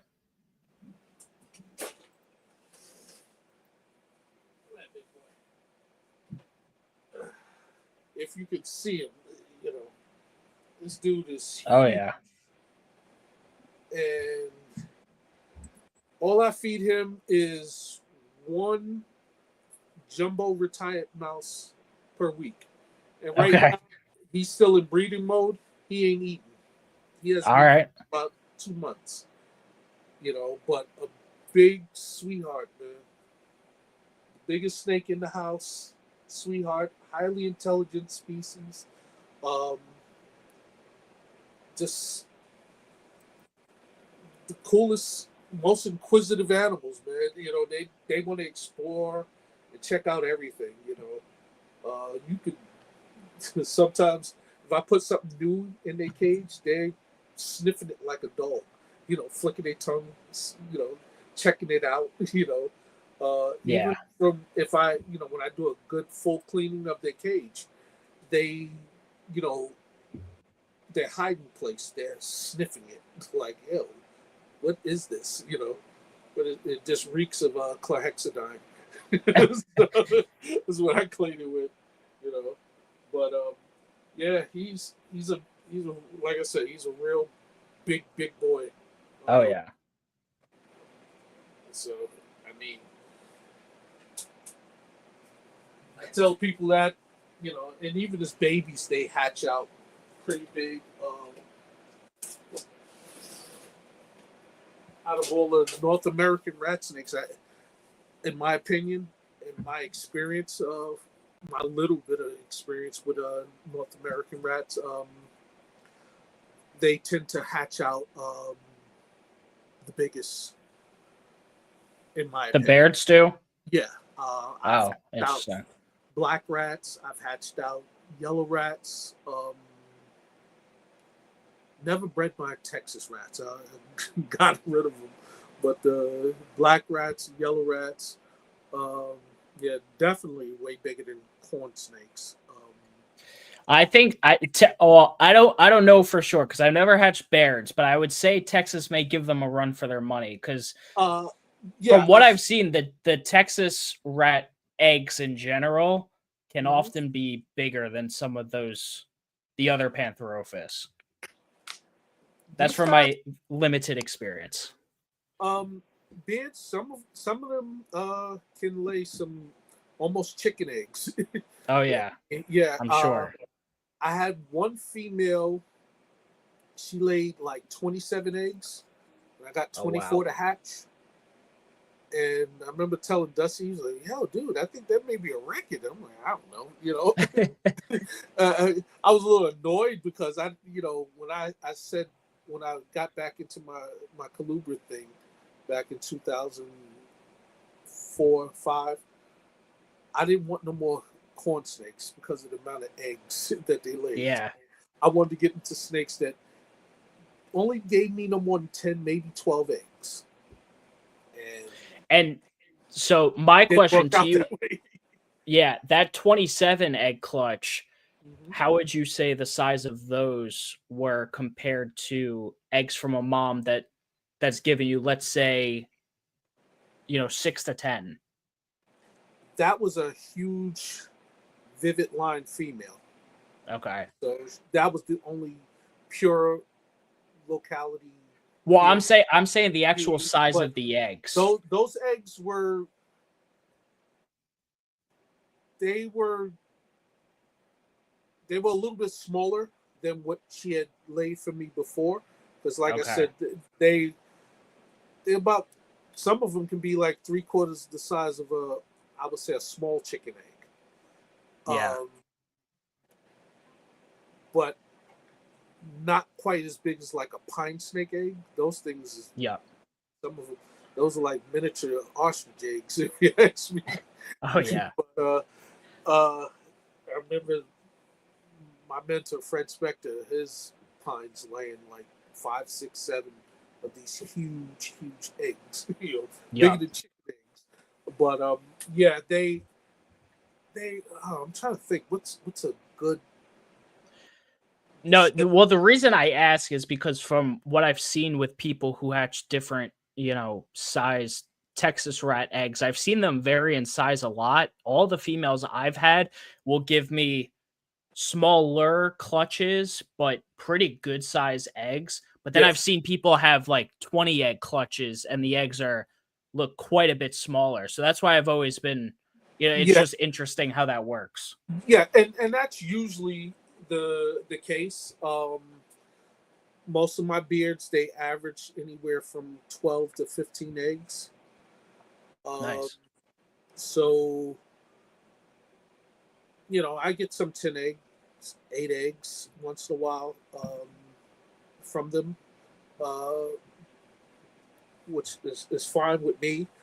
But the smaller clutches, yeah, the eggs are bigger.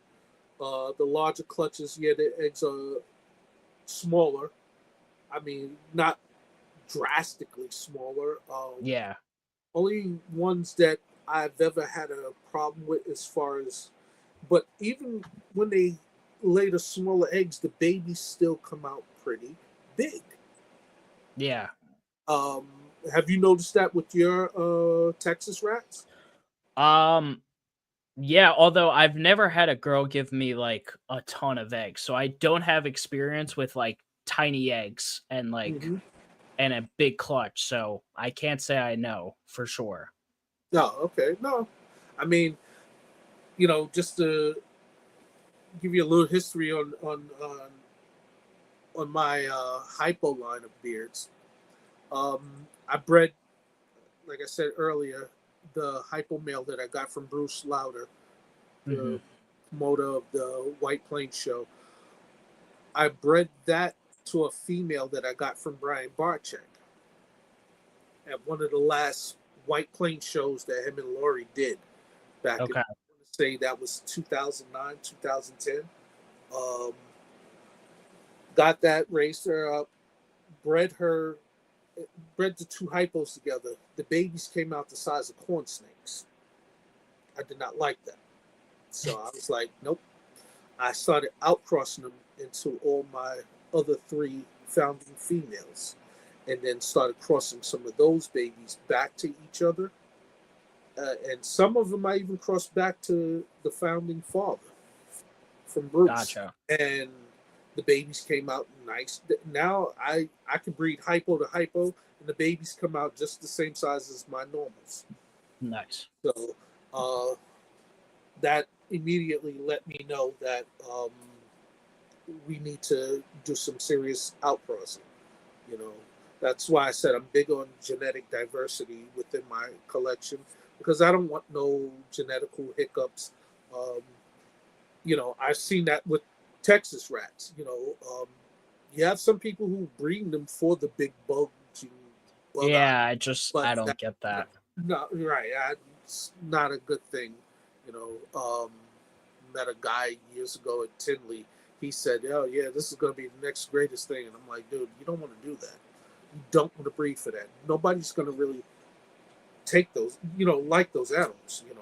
Not necessarily." Unfortunately, I still see people like buying them and then they like flaunt them in, a Facebook group, and it takes me everything to not like go and comment like, Yeah, hey, someone, whoever sold you this, like ripped you off because you're just getting a snake with the deformity. yeah. I But see. Like, why do that? Like, I don't get it. Like, you want to breed away from stuff like that. yeah,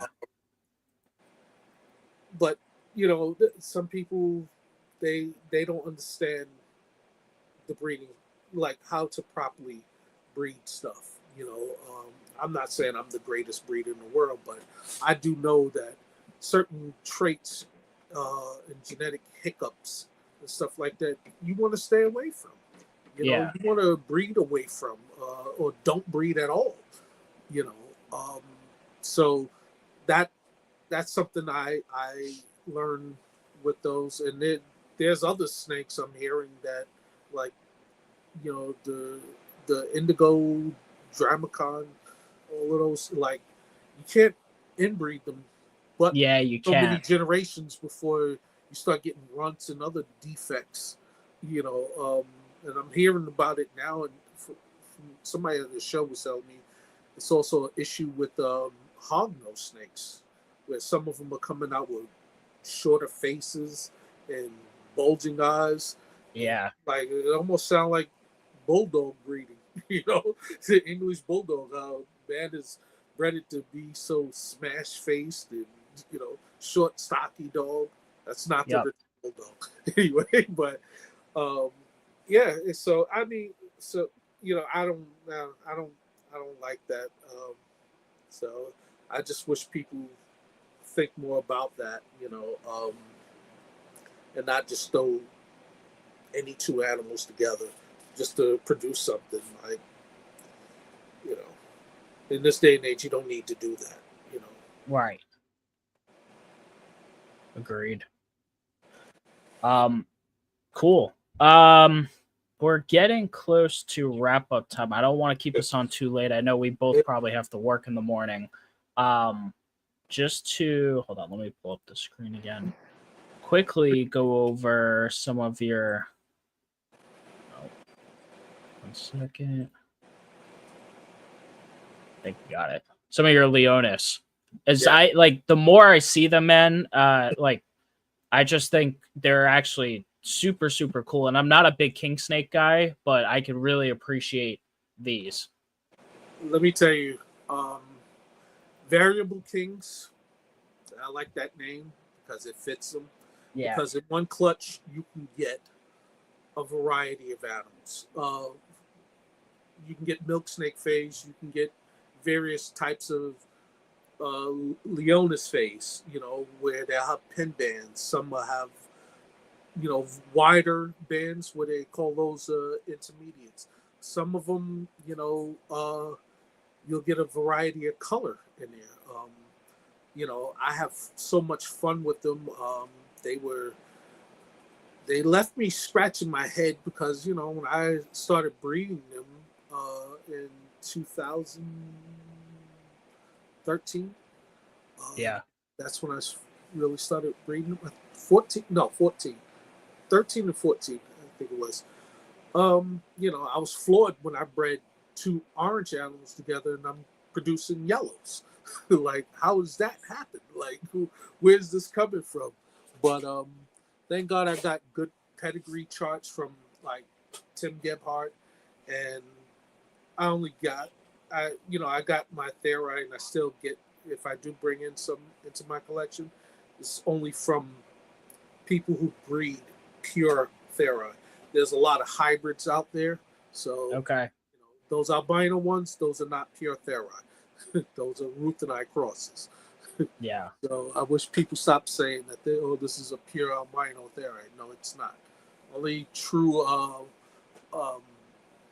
recessive morph of Theri, or as I should be saying Leonis, variable kings, is the melanistic.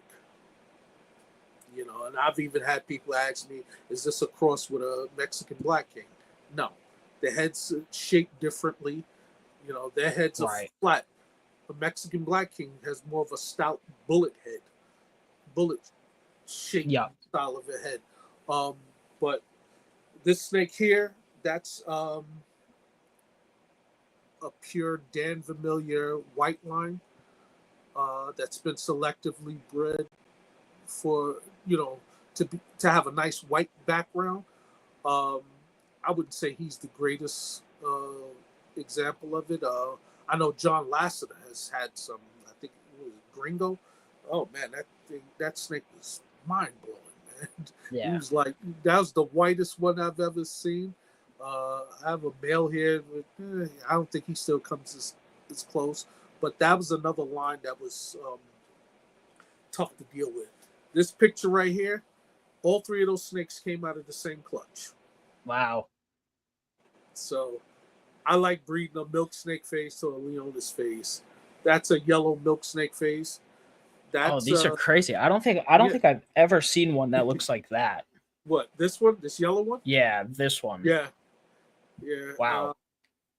I forgot who I sold him to.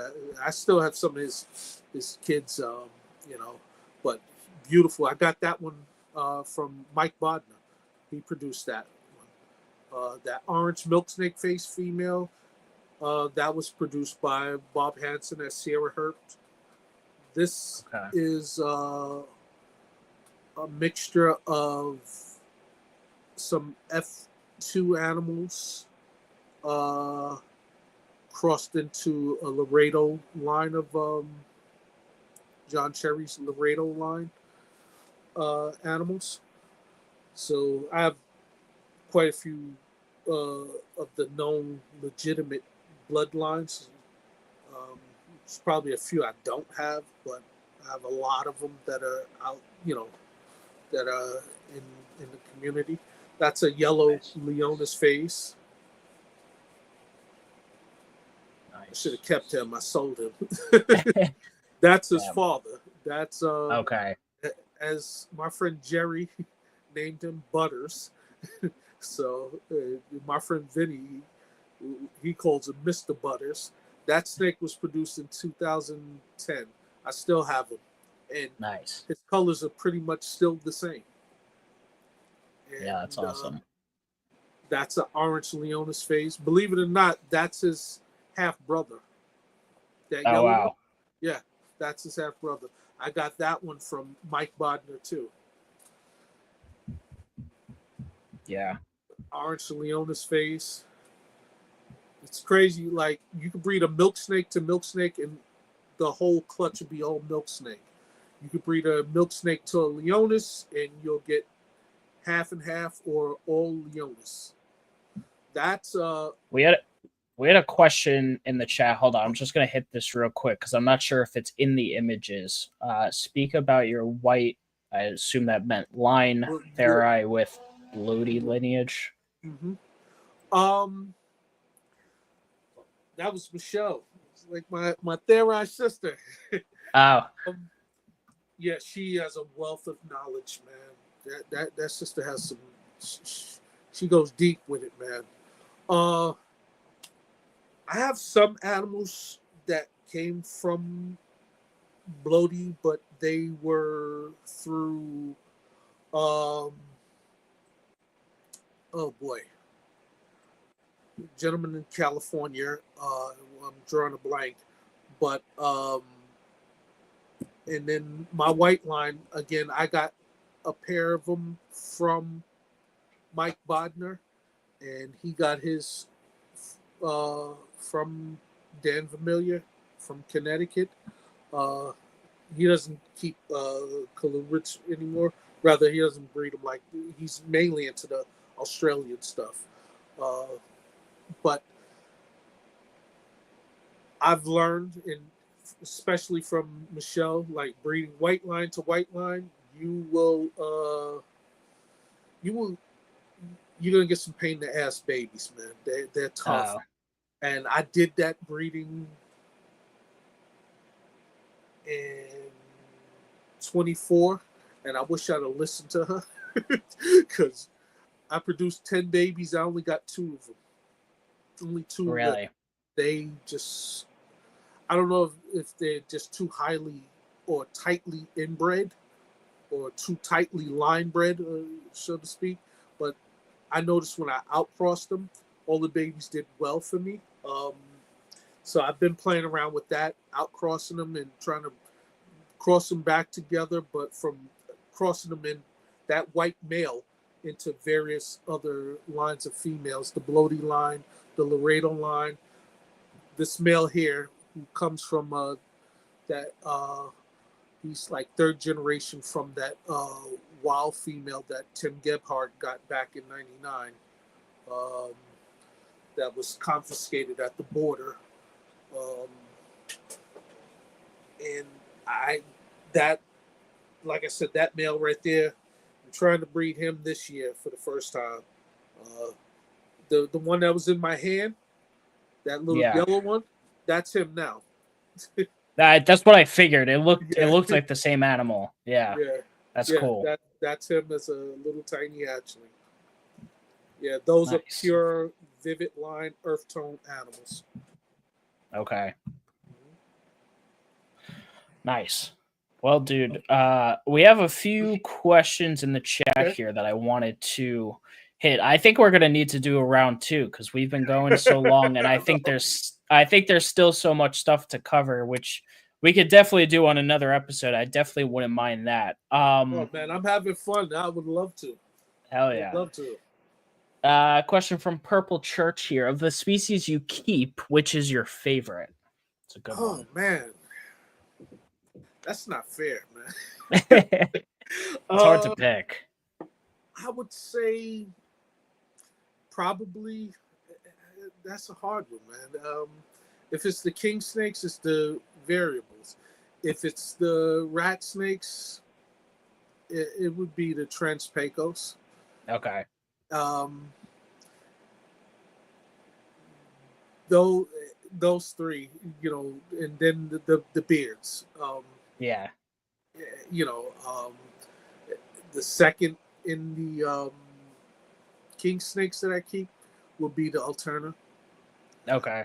Really enjoy those, but I love them all. I only keep and breed what I like, so I'm not keeping and breeding 100% stuff to chase money or chase the trend and the fad, because I've seen that. We all seen it recently with the Mexican Black Kings. It was a time you could barely give them away for $30-$40. Then all of a sudden, I don't know, right before the pandemic, they just built up steam, and during the pandemic, they were going for, seen as high as $400 at a show, and people buy them. They were buying them. And now there's a crazy amount of Mexican Black Kings. I remember telling Marshall, I said, "Yeah, dude, you got some, right?" He was like, "Yeah." I said, "Man, people getting like $300-$400." He said, "Well, damn, I need to hurry up and breed these bitches." But yeah. So I mean, it's hard to say, but they're all my favorites. I hate to say. Yeah. Cool. And Ghoul Snake asked, "What's your most anticipated pairing this season?" Oh man, I would say that VR strain earth tone male, those very thin pin bands. Okay. Anticipated a lot with him. For some reason, put him to a few females. Yeah, and I don't know if I'm stretching him out too much or he's a dud this year, and I'm gonna try him one more year. Okay. Yeah, otherwise, he's gonna be somebody's beautiful pet. Damn. He proves to be a dud, which it happens at times. It happens. Yeah. You raise some animals or buy some animals, and and sometimes it's the most beautiful animal, that turns out to be a dud, horrible breeder. I've had it with even female snakes too. So, Right. but yes, that Leonis pair is. I'm really, really looking forward to some stuff with them. Really anticipating some stuff with them. So we'll see. Hell yeah. All right. And going into some of my wrap-up questions here, I got a few for you. So, first one is a good one. You've been doing this for a real long time, man. But what is it that really keeps that fire burning, that passion going for keeping and breeding these reptiles still? Anticipating what am I going to produce this year? Just because I have multiple bloodlines, I love crossing this line to that line, and can't wait to see what they produce. Raising up stuff, just can't wait to see what it all produces for me.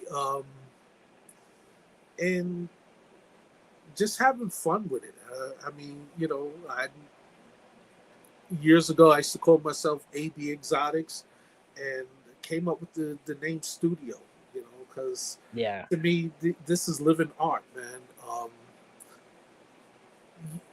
My snake room is my studio. So and I'm doing it in the captive bred way, man. And just they're, like I said, they're living art. They're like music to my eyes. They're banging dope beat to my eyes. So to speak. Whatever kind of music that you feel is like the greatest in the world, that's what it is to me. In my eye.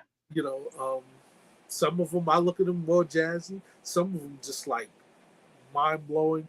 I'm not into rock and heavy metal, but like they come across like that to me. Yeah. Like, wow, look at this. But that's what that's what keeps me going, man. Awesome. I'm not gonna lie to you. It's been times, man. I'm thinking about getting rid of half of this. Get back down to just one rack. Yeah, but hear what you say. You said only half, which means you're keeping some, which means you're in it for the long haul. Yeah, so that's what matters. I don't think I will ever be without snakes. I gotta have them. Everybody asks, well, what does your wife think about this? Listen, had them before her, have them during her, and hey, she understands it. She don't really bother me much about it. Although, she's like, all right, these things better make some damn money to help pay some of these bills. So, other than that, I just love it, man. It's in me, Yeah. Awesome. What would you say? Let's look like short term, the next 3 to 5 years. What does that look like for you and the Captive Bred Studio? What do you foresee? Are there any new species on the horizon? Is it kind of just keeping the train rolling with what you got? What do you kind of foresee? I do want to get into some other animals, but I have so much of what I currently work with, so I don't really have room, or space to take on another species. If I'm correct, you're working with something that, oh man, I wish I could go work with the rhino rats. Those. Been taking an interest in some of the Mexican pines. Nice. I've always wanted some agama. I mean, my friend Jerry had one of the finest collections of Zanadas I had ever seen in my life, and he had some awesome agamas, man. Oh, man. Nice. I've always loved those. I still want to get some more Everglades rats. I okay. Those. that's pretty much it. I had some of the, I like some of the as you know, sand boas. Yeah. I work with some of those. Some days I want to go back into green tree pythons, but Okay. I just don't have the room to add them in here. Um, there's so many things, but as of now, I see myself just next 3 to 5 years still pretty much working and trying to perfect and fine tuning what I currently have. Man. Nice. That's what I pretty much see. Awesome. All right. And last one here. So obviously there's still a lot of new people coming into the industry and a lot of people who are looking to get into colubrids who have maybe never kept one before, but they kept another reptile. Really, I kind of want to know what's your elevator pitch to someone who's looking to get into colubrids and kind of like why colubrids? Sort of tough question to me. I've heard you ask this before. But I say go after what you like, what you find attractive. Do your research on it, so you can know what you're getting into. And I do research on everything I get into. So, have I gotten animals and like, this is not a good fit for me, and I'll move them on. But if I was trying to sell you on what I currently have, hey, you tell me what colors you like. If you're into bright colors, hey, I can show you some Theri. I can show you some gray bands. If you want something husky, big, I can definitely show you the beards. And that's still manageable. You can keep in a 30-gallon long tank. Yeah. Or if it's a rack system, these are this one right here with the clear polycarbonate. Those are the 5540s. So it's just a narrow 70 series. Yeah. That I would, the Mex, if you want something dark and that's some popping red, orange bands, hey, that I can, I just like to.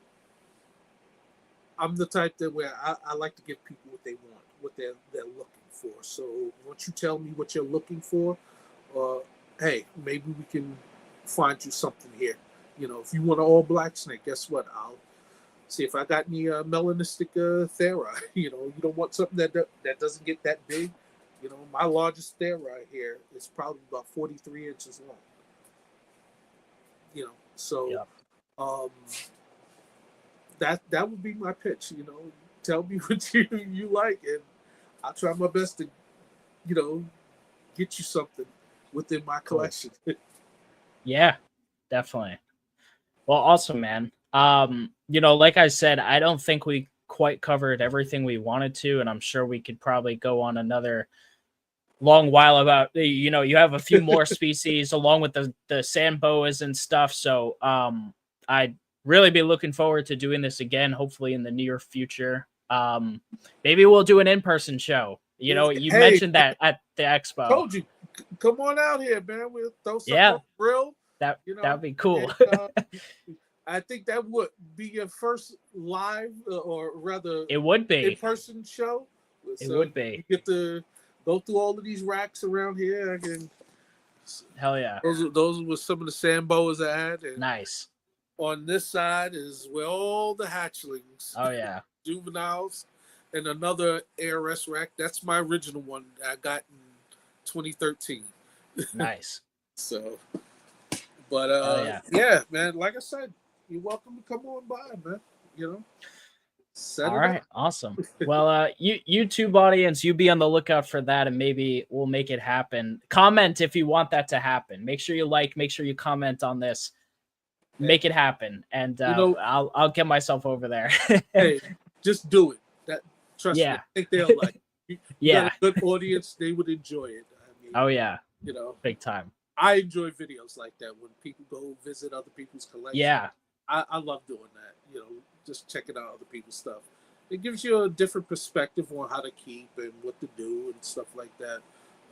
I don't claim or profess to know everything. You know, I still learn something new every day with these animals.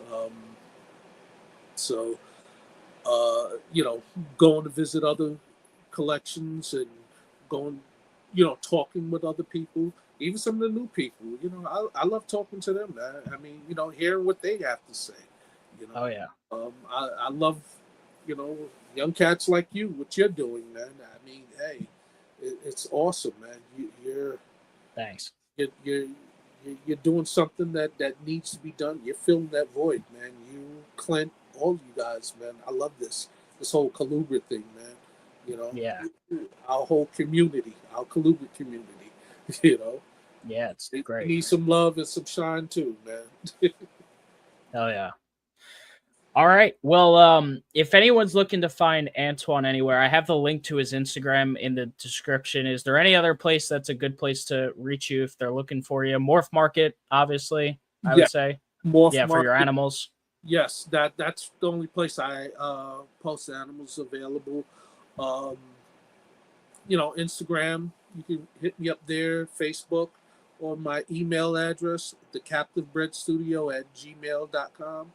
I Awesome. do need to get a website, but nowadays it's like with Morph Market, you don't really need one. So Yeah.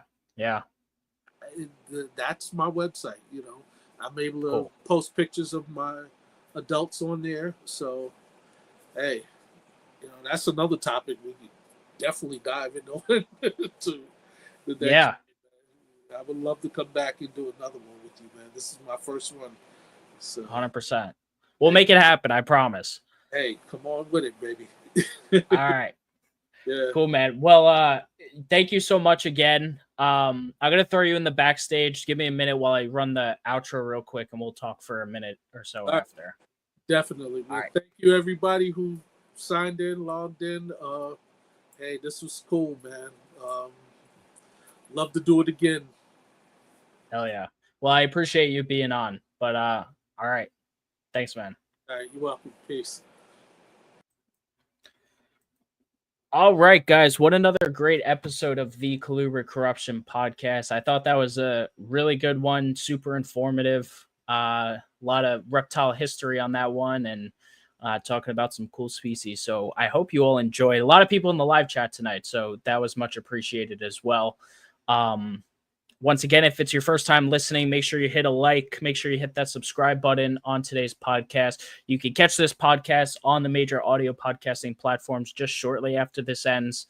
Give us a 5-star review on there.